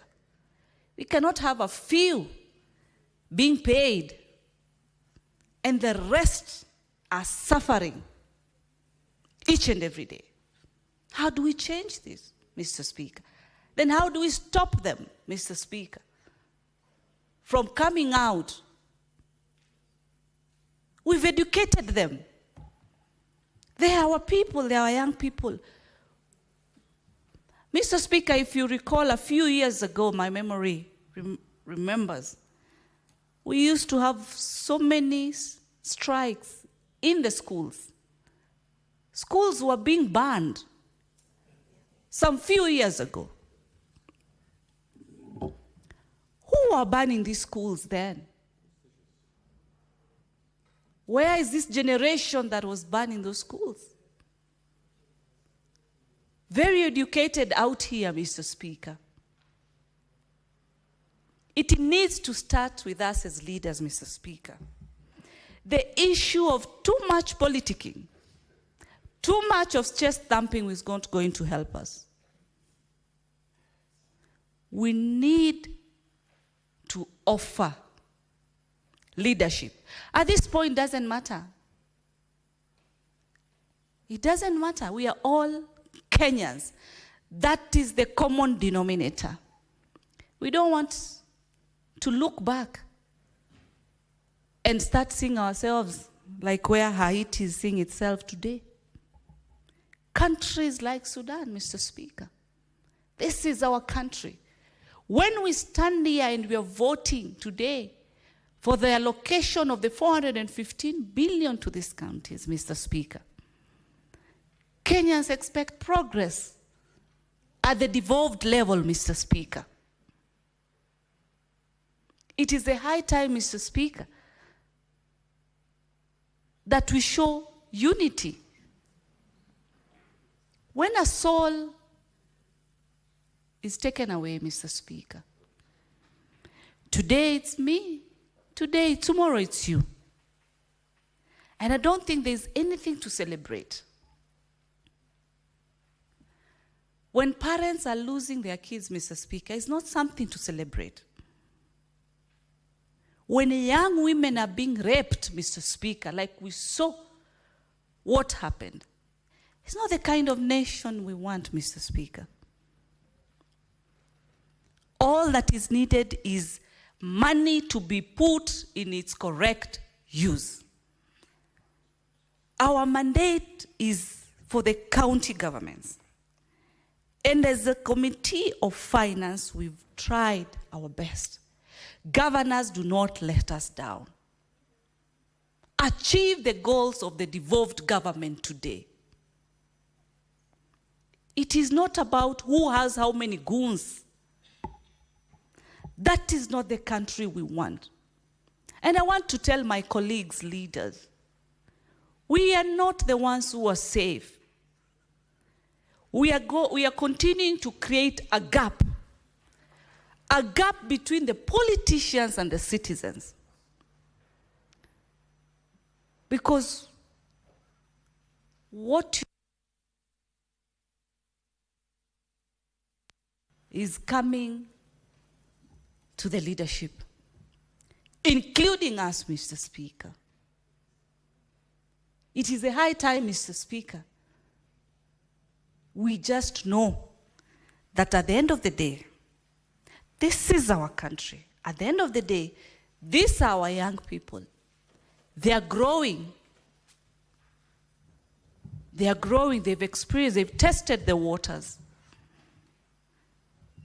There needs to be financial progress, economic progress, Mr. Speaker. Us as a Senate, we've done our part. Let the county governments do their part. National Assembly oversights the executive. Let them do their part. And everyone does their part. We'll continue enjoying the fruits of our 2010 Constitution, Mr. Speaker. The 12 counties, Mr. Speaker, through the formula, that through my committee, through the chair,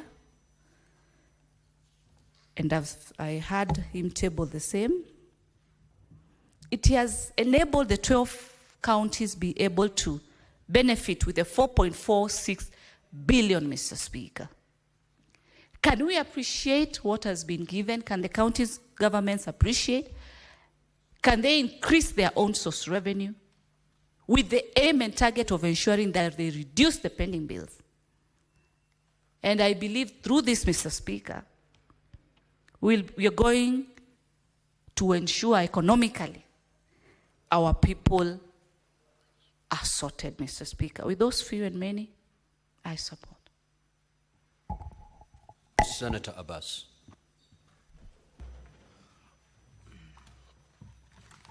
Thank you, Honorable Speaker. Honorable Speaker, I also want to join my colleagues to support the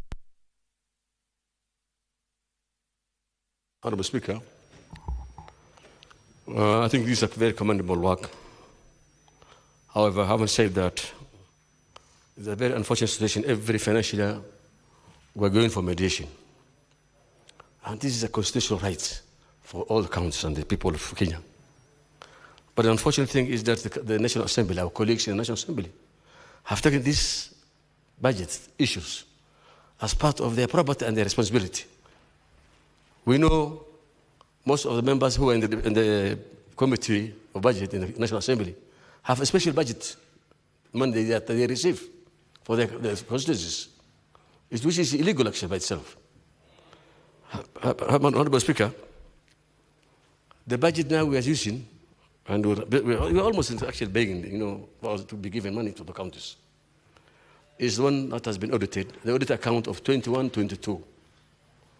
4 years down the line, we are still using the same old budget, audited account. And the Auditor General has done it up to 2024. And therefore, we need to change this business of taking, basing on our equitable shares on 4 years, 3 years backwards. So at least the counties can be able to get their money. Honorable Speaker, I want to also commend the members for understanding that the 12 counties that have been receiving less money for giving them an affirmative action. However, I can see Lamu, which is actually one of our most strategic county in terms of tourism, is still getting 3.8 billion. I think as much as we say that county is small, but it's actually very important. It has got a strategic position in this country's tourism sector. And therefore, I think we need to have a baseline. Despite giving them, each one getting 371.6, Lamu still is receiving very low budget. And I think we will need to look, especially in the current budget, where the reality can be added for Lamu. Honorable Speaker, counties are also receiving equalization funds. They are getting additional funds from donors and grants from donors and loans. In my county, what we're getting is about 10.5 billion, 10.6. No, 10.5, Honorable Speaker. With the CARA and with whatever is coming from the donors and loans, it's going to be about 12 billion shillings. This, I think, that can make a wonderful development for the country. But when you look at what may have been the chair of the devolution, Honorable Speaker, the amount of money that is being used for currency is unbelievable. But the less money goes to development. Most of the counties, there are counties that are spending less than even 10% for development. And therefore, if this will continue, then we will not reach far. We'll be, this Senate House, there's struggling hard. We were every day talking to must be commensurate to development. All this money that has been increased now should go to development. So at least the people can be able to appreciate that counties are now realizing development. But what is happening is that the money is being used for recurrent issues. Even some of the budgets for development is actually, they do supplementary after they pass through the assemblies, and again, it didn't take into recurrence, which is actually prohibited. That should not happen. Honorable Speaker, I want to request the Committee of Finance to review the BVM Act. Because if this House, every day we're struggling to give money to the counties, and we cannot control it again, then it's actually, we're doing a futile undertakings. Because if this same money cannot be controlled by this House, and it cannot be justified, because every time, if you look at the audit reports that come from the counties, it's so worrying. Our our Committee of Park and Pick, every day they're in meetings. But of course, we have no authority to take action. You have been seeing the other day, the Senator for Fiscal was making a lot of concerns, taking concerns, making noise. But we could not even stop one budget for proper use of the money.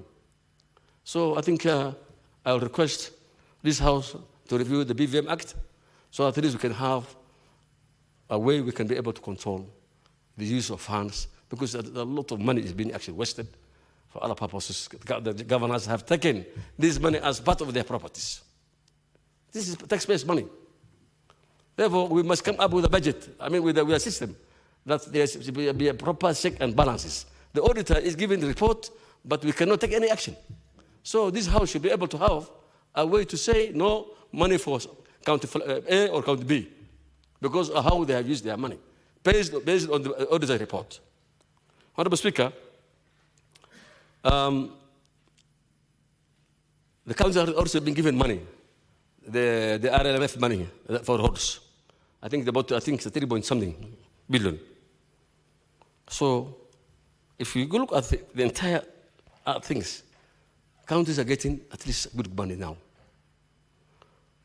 However, that doesn't mean that they don't deserve more money. One other thing, Honorable Speaker, people, the on-source resources is actually minimal again. There are no efforts being made by the counties. They're only relying on the equitable shares. And that should not happen. I think the next budget should include a certain percent for every county to at least raise their own resources. Because the OSR that they collect is again being used without any accountability. And therefore, the counties collect a lot of money. So in the next budgeting, the OSR, the on-source resource funds, must be accounted for, so that this can be part of their budget. Honorable Speaker, the most unfortunate thing is we have a huge budget that is going to the national government still for devolved functions, especially in the Ministry of Livestock, Agriculture, Water. There are 18 been involved, and already it has gone through the cabinet memos have been issued. Some of them are supposed to be dissolved, some of them are supposed to be merged, but up to now action has not been taken. And I'm sure the same institution now will be receiving again their budget. Instead of taking that money back to counties, the national government is still clicking on the same institutions that the cabinet memo has been given. And therefore, I think those budgets will be returned back to the counties. Honorable Speaker, one other thing which is hurting the economy of the people of the counties is the bendy bills. Honorable Speaker, there should be no bendy bills, because if money is being appropriated, when the only time maybe a county should have a bendy bill is maybe towards the end of the period before the election years. But you know, we're having the budget, the bendy bills are increasing gradually. And then the money is already available. What the counties are doing is they're doing budgets, they have development funds, they have recurrent funds, and then always money is being used for development and it's not paid in right time. My own county today, we're saying it is between 5 to 7 billion. I don't see why that money should be there by this time. I expect that money to be reduced gradually. As every year, financial year, that money should be able to reduce, but it's increasing instead. Honorable Speaker, many Kenyans have lost their money. Many Kenyans cannot even vent for their children. Many Kenyans have closed their business because many bills are not being paid by the counties. Therefore, we want this House, this Senate must help the Kenyans who have lost their properties, who have lost their money, who have been, you know, they are the mercy of the governors. Governors don't even care about it now this time. There are so many. One county alone has 146 stall projects, Mr. Speaker. 146 stall projects. I don't understand how. Why should you be having 146 stall projects in a county? Why do you want to do things haphazardly? If you cannot complete it, then you don't need to do it. I mean, to construct any infrastructure. So, for Honorable Speaker, as much as we appreciate that the county must be given money, there's a lot of unbelievable use of leverage of money and planned development, bendy bills, huge bendy bills, and I think I'll request this House that we must come up with actionable plans that we can be able to save Kenyans who are losing their money, who are losing their properties, who cannot get their money, and who are going hungry today because they cannot afford to take care of their families. With those few remarks, I wish back to support the bill. Thank you so much. Senator Olekina. Thank you, Mr. Speaker. Mr. Speaker, when I walked in here, my first instincts were to oppose this mediated version of division of revenue between the national government and the county governments. But in our culture, we normally say, don't fight me before you speak to me. So I took the liberty, Mr. Speaker, to go and engage with the chair of Finance and Budget of the Senate to be able to understand the reasoning behind them accepting to deviate from, number one, the 465 billion that this Senate had passed, and number two, from the position that we are taking in the agreement between the party of ODM and the UDA in terms of working together, which was to be able to send 450 billion into our counties. Mr. Speaker, one of the things that the chair shared with me is a reality that in most cases, even the money which is allocated to the national government, that money is only good on paper, but in reality, that money is never there. And what I can see from the mediated version is that the national government will keep about 2.3 trillion shillings, while the county governments will take about 415 billion. The reality is that in most cases, you will find that, Mr. Speaker, the money which is allocated to national government, it is only good on paper, but the reality is that it's followed by several supplementary budgets that are never met. This is the reason why, Mr. Speaker, we have so many unpaid bills, so many pending bills that are yet to be met. Mr. Speaker, if there's one person who is very happy today, it's me. I'm happy because of only one factor when it comes to the issue of budgeting for nation building. This is the only budget in the history of this parliament that has not factored in money from the International Monetary Fund, the IMF. You know, I long for the time that we can be able to build our own source revenue and free ourselves from shackles of the Bretton Woods institutes. I'm one of those people who do not subscribe to their thinking at all. And I'm happy that this budget, the national government, has been able to go down by 200 billion, which they were expecting to get from the IMF. And I wish that IMF do not fund Kenya. It is about time that we learn on how to live within our means.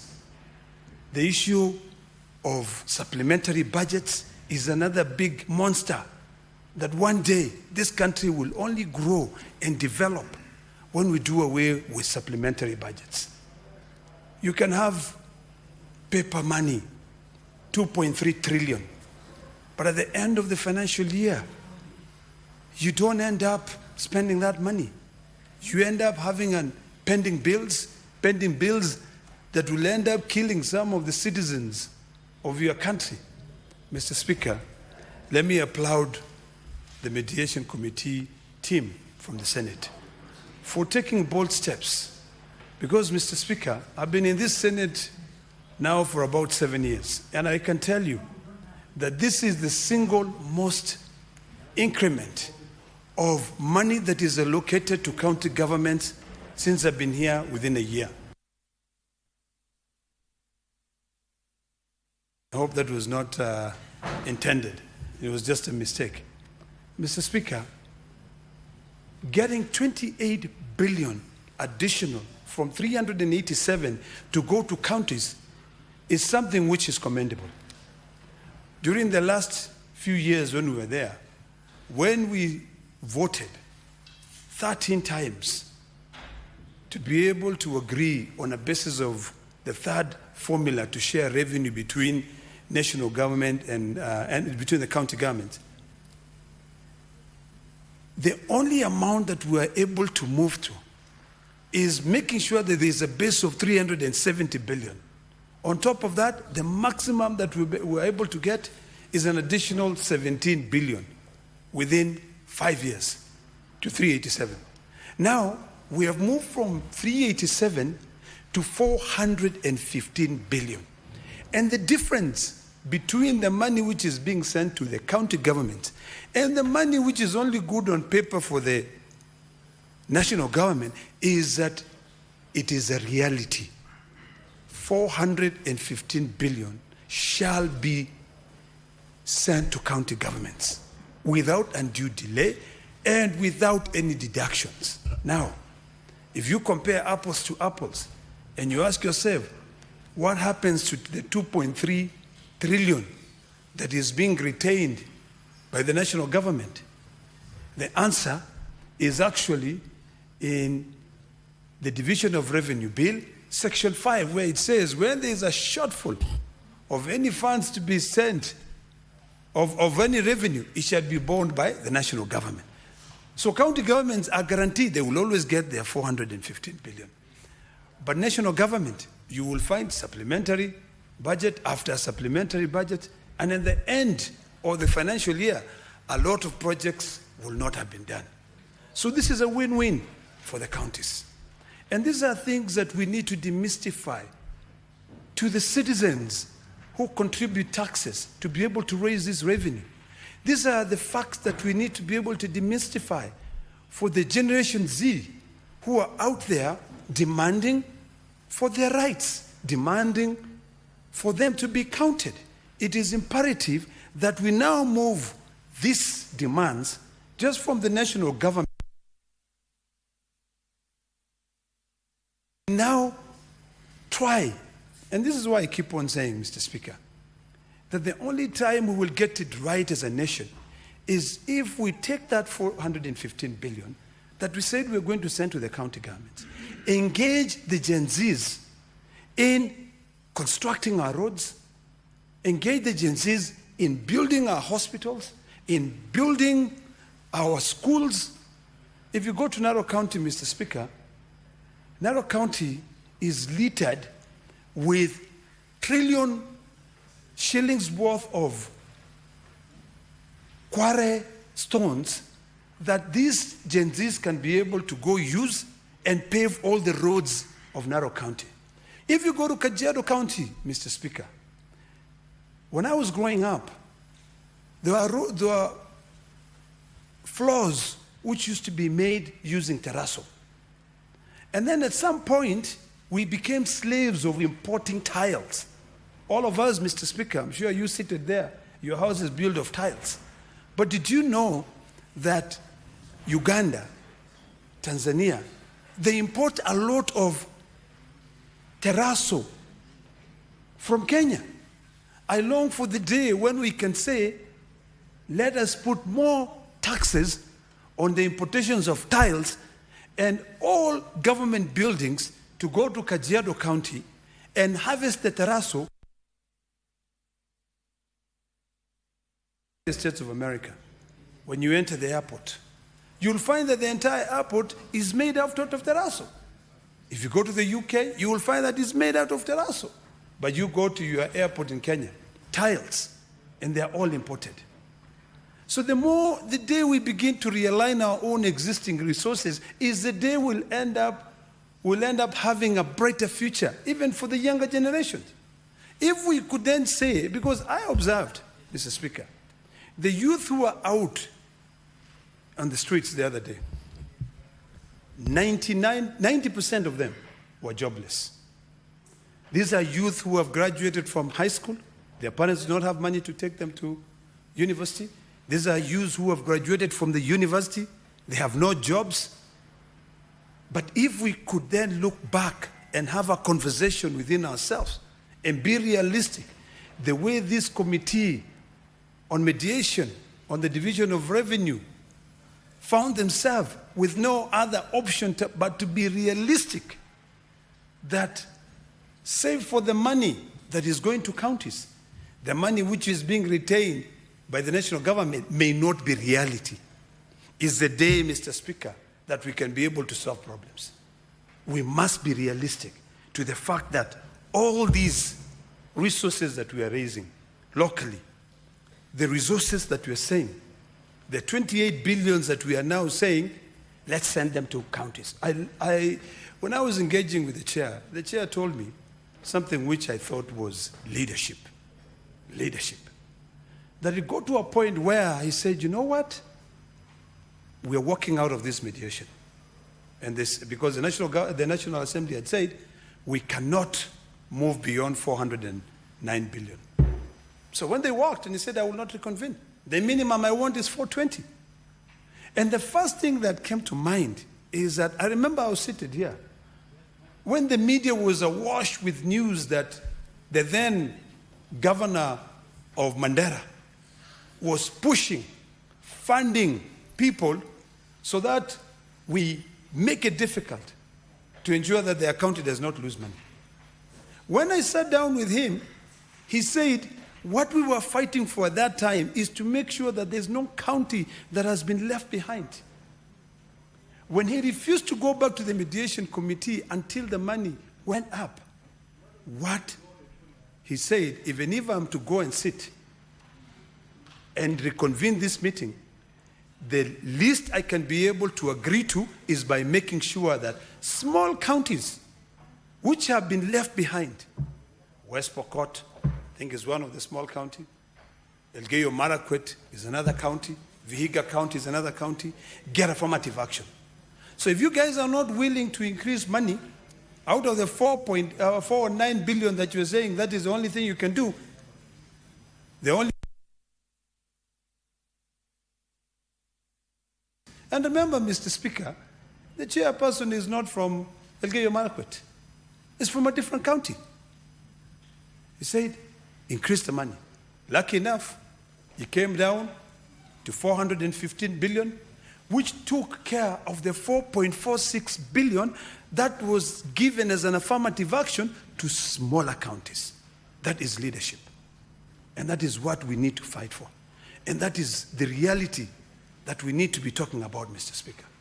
So, Mr. Speaker, as I stand here today, I'm quite happy that the Senate, which is the House of Union, these good, distinguished men and women who went there to sit down to discuss, to defend the counties, ensured two things. One, that for a single year, the fund moved to 28 billion. That supported all our county. Mr. Speaker, as you can hear, my voice is not very good because of certain challenges.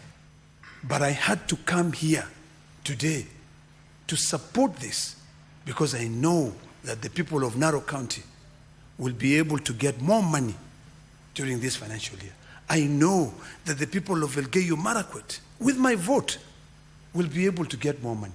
The people of Embu, the people of Tharaka Nithi will be able to be given money. And so as the people who come to Nairobi to try and make a living will also be able to get additional revenue. So, Mr. Speaker, as I support this, I also want to make a few statements based on how we move forward. It is imperative, Mr. Speaker, that we now become cognizant of the danger that we are facing if we continue ignoring the plight of the Generation Z. Generation Z are speaking a language that most of us do not understand. Not because we do not want to understand, but because we choose not to understand. Because most of us have already lined our pockets. Most of us live in manicured mansions. Most of us drive huge cars. I'm sure there's no single senator here who does not drive a car which is less than $70,000 or maybe 10 million shillings. That's a fact. It becomes difficult sometimes for us to understand the problem that the Generation Z are facing. They're not sure of tomorrow. They're not sure of tomorrow. You know, yesterday, Mr. Speaker, I read somewhere, and I was trying to write to respond to it. But I said, you know what, I will drive down to Kajiado to go to Eldam at home of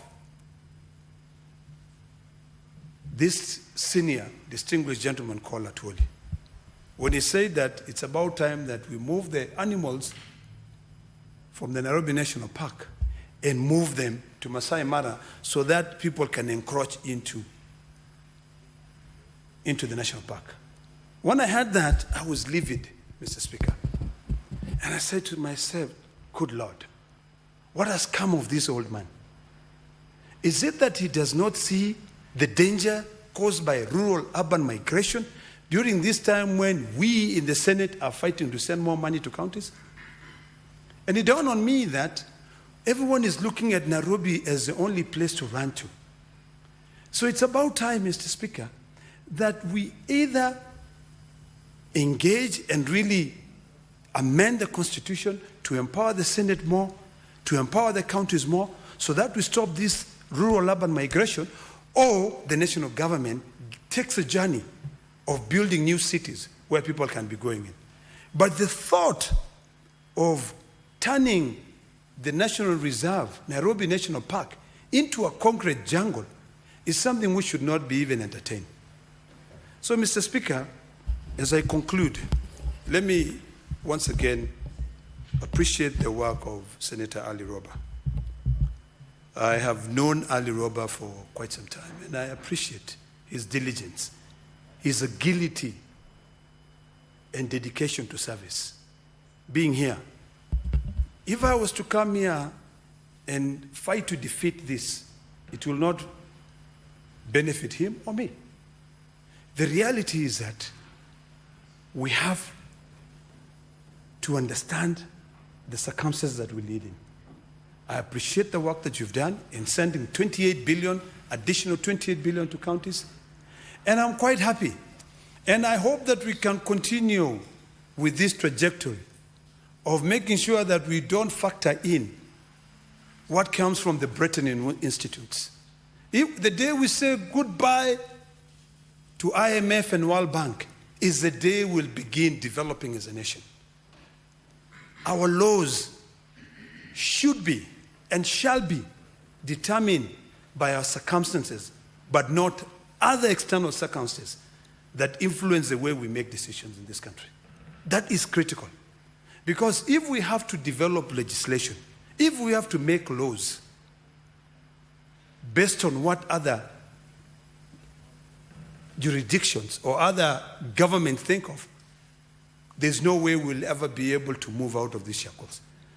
I was perplexed, Mr. Speaker, as I sit down, that today I had a young man, actually, there were about 3 of them who applied for visas to go to the United Kingdom. And the decision to award that, and this was through a government-funded program. So the government of Kenya was actually paying to train those people to be able to come back here and support this country. But a decision was made in Pretoria that even if the government is funding you to be able to go to the UK and study and come back and work here, the money that you have in your account is not sufficient to support you, even if that was being paid by the national government. And then they went further by saying, we have seen certain transactions in your bank statement that you've not been able to explain. So now foreign entities are turning themselves into the work of the Auditor General of this country. It is ridiculous. So, Mr. Speaker, as we divide our revenue, let us remain local. Let us encourage ONSO's revenue. Let us encourage county governments to develop other mechanisms of raising their ONSO's revenue. Number 2, when we now come up with our foreign policy, it is about time that we also remember that it's a give and take. You know?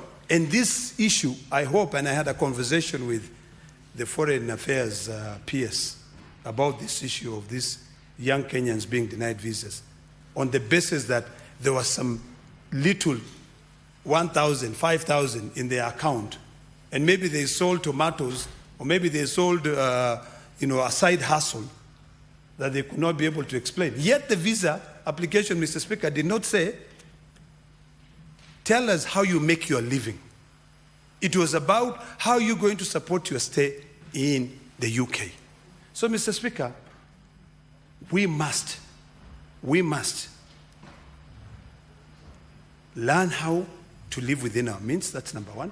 We must be proud of our own work. And because I've seen the red light has gone on, let me end by saying, Ali Roba and your team, I salute you, and I fully support the mediated version of the Division of Revenue Bill. Thank you, Mr. Speaker. Very well. The next is Senator Sekirenku.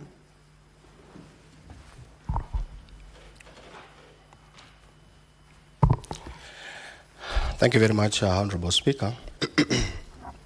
Let me also take this opportunity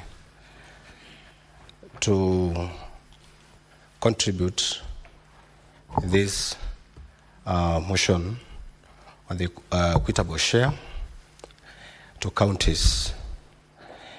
Honorable Speaker, I want to support this motion and say that this is a great achievement to the Mediation Committee led by Honorable Senator Ali Roba. And I wanted to say that I think in the history of counties and of the CSED Senate, to have increased over 28 billion to counties, I really want to echo this and believe that this money that is going to counties will be used in the proper and prudent manner by governors. Honorable Speaker, this proposal, as indicated before, we have debated in this House where we requested 465 million, CRA coming up with 430, National Assembly and National Treasury coming in with 4 or 5. Within the proposal negotiated amount, we believe that something must have been on the table, and there must be some war between the two committees. Honorable Speaker, it is a time we really want to know what is happening every other financial year, year in, year out. Honorable Speaker, we budget every year, but what is the impact of every financial year? In a scenario where we have functions that have been devolved, like health, agriculture, water, roads, trade, education, but again we don't see monies coming from national government trickling down to counties, because I don't think there is money that is being used yet. In the Ministry of Health, we have a huge amount that is allocated health in national government, yet we are getting a very small percentage in the ministry, in the health sector in counties. What about the rest of the monies that is left in national government? Honorable Speaker, we find national government again leasing equipments to counties. You go to agriculture, we don't see anything being done in counties by national government, yet seems like it is it's a function that is shared between counties and national government. These are things that we really need to think about, Honorable Speaker. Water.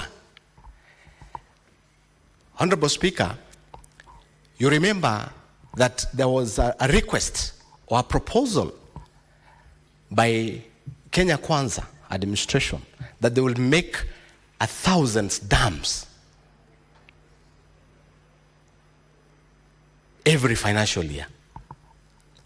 Honorable Speaker, where are these dams? Yet this money that is going to counties will not be able to make 1,000 dams. Where are the monies that is left in national government? These are questions that we need to ask. As much as we also sent money to counties, we also want to know, because, Honorable Speaker, these functions are functions that have been devolved fully. And we have money, over 3 trillion, left in national government to allocate to each and every department, every ministry, Honorable Speaker. Education is also another mess ministry. We allocate a lot of money. We don't see full scholarship to our students. We don't have free education, as we call it. So we have a lot of challenges, Honorable Speaker, that needs to be discussed. We need to change our policies. We need to change the constitution if that's need be, because we find that we have a very big gap, Honorable Speaker. As we look at the issues where governors need to be prudent to this money that we have sent to them today, Honorable Speaker, the kind of pending bills that is realized in these counties, we don't know why it's coming. We don't know why they they increase, there is additional pending bills every financial year. Honorable Speaker, incomplete projects in our counties. So we have a lot of problems in our country, yet we allocate money to counties and national government as well. The recurrent, almost of every county, Honorable Speaker, recurrent is consumed completely, such that there is no money to award a staff who have gone for a duty. It is used through salary. It is hardly for us to see a county that has allocated 35% of recurrent. They are almost going to almost 50%. Honorable Speaker, this Senate has a lot of work to make sure that governors use the money that has been allocated to them in a proper way, because most of our people do business in counties, Honorable Speaker, and now they find themselves in trouble. Auctioneers going to each and every person who have done to counties' homes to sell their properties, with a lot of humiliations, stress coming to our business people, traders within our counties, Honorable Speaker. And yet, Honorable Speaker, we have a lot of problems again in the country, using the same money that is going to national government, allocated to national government, going to counties, allocating or even using that money in a wrong way. That is why we have people who can manage to finance chaos in their own country, Honorable Speaker. We don't believe it is individual money. This must be government money, either from counties or from national government. It is because we are not using the money within or in a proper way. Honorable Speaker, I want to support this motion by saying that the committee of Mheshimiwa Honorable Ali Roba has done a fantastic job. My county now, I'm proud that we are getting more than 550 million, 449 million more. I would really happy to see pending bills being paid, municipalities getting money, development completed. These are the kind and the hope of this House, that governors must use this money in a proper way.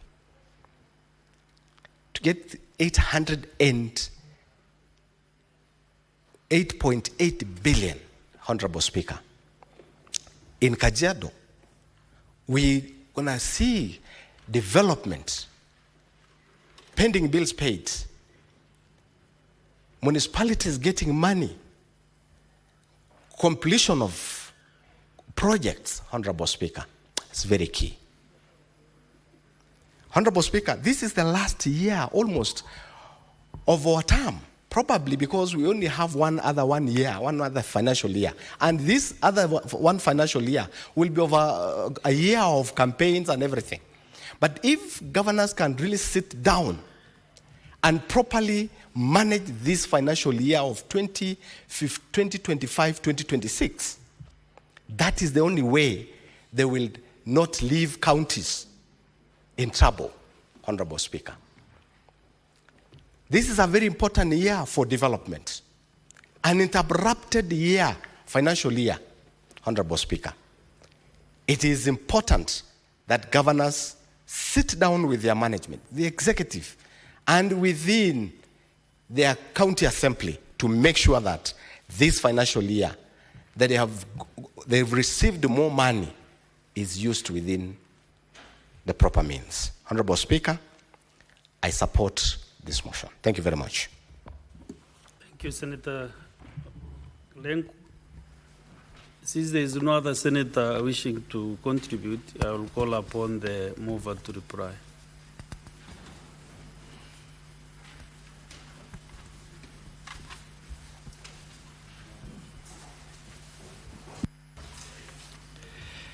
Mr. Speaker, thank you very much.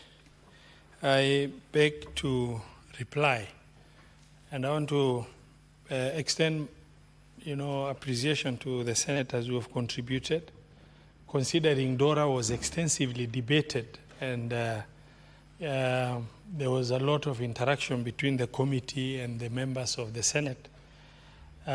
It's nothing new in terms of engagement other than bringing the information from what transpired within the mediation for us to arrive in both houses at a common figure that is going to inform the vertical share of revenue between the national and county government. Mr. Speaker, even as the Senate tries to push as hard as possible for more money, now looking at what's happening in our country, Mr. Speaker, last year there was demonstration and a lot of destruction.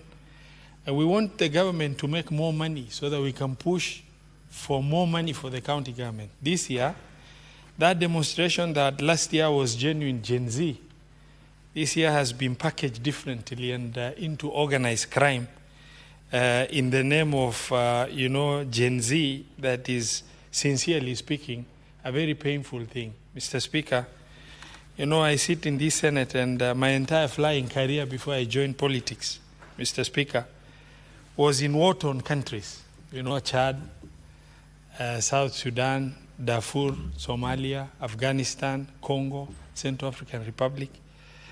And what I've seen in terms of what anarchy can do to countries and the way some of our politicians have tried to really get, a lot of agitation for anarchy in the country by way of sponsored hooligans in the name of Gen Z,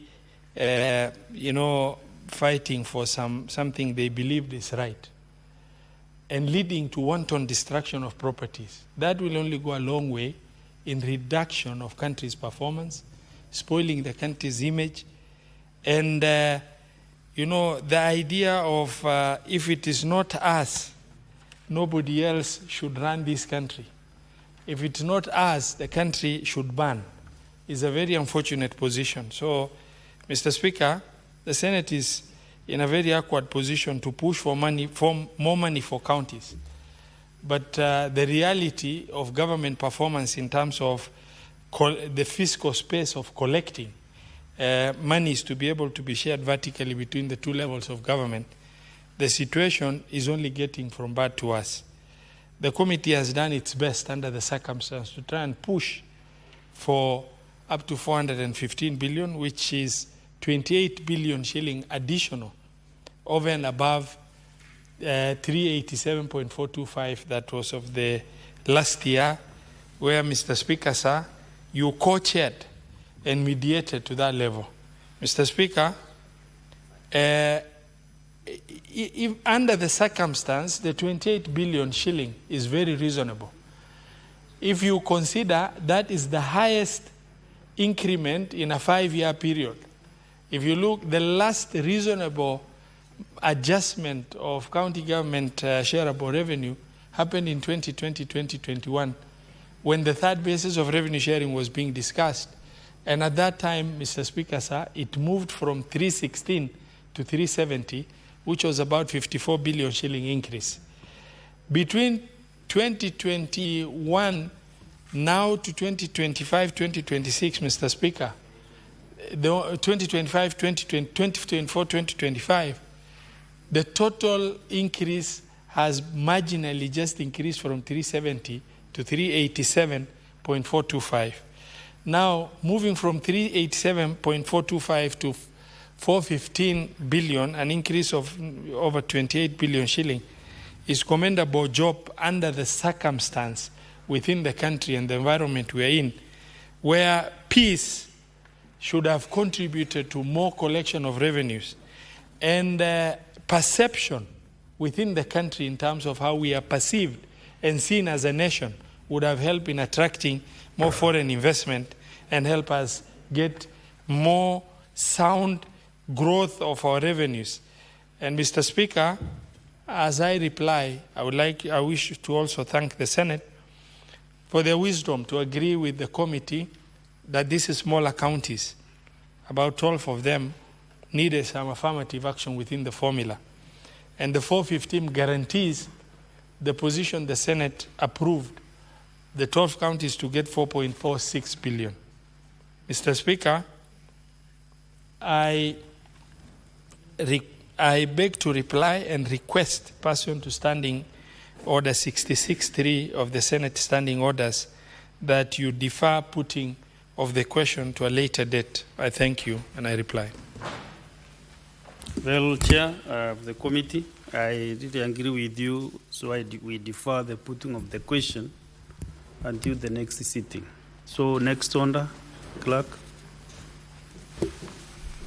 Order number 9, the Equalization Fund Appropriation Bill, Senate Bills number 7 of 2025, first reading.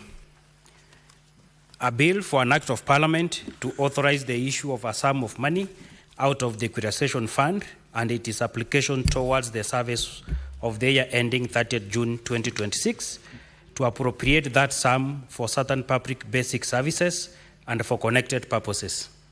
Next order. Order number 10, the County Government's Additional Allocations number 2 Bill, Senate Bills number 8 of 2025, first reading. A bill for an act of parliament to provide for the additional allocations to county governments for the financial year 2025-2026, the responsibilities of national government and county governments with respect to such allocation and for connected purposes. Next order. Order number 11, the County Allocation of Revenue Bill, Senate Bills number 9 of 2025, first reading.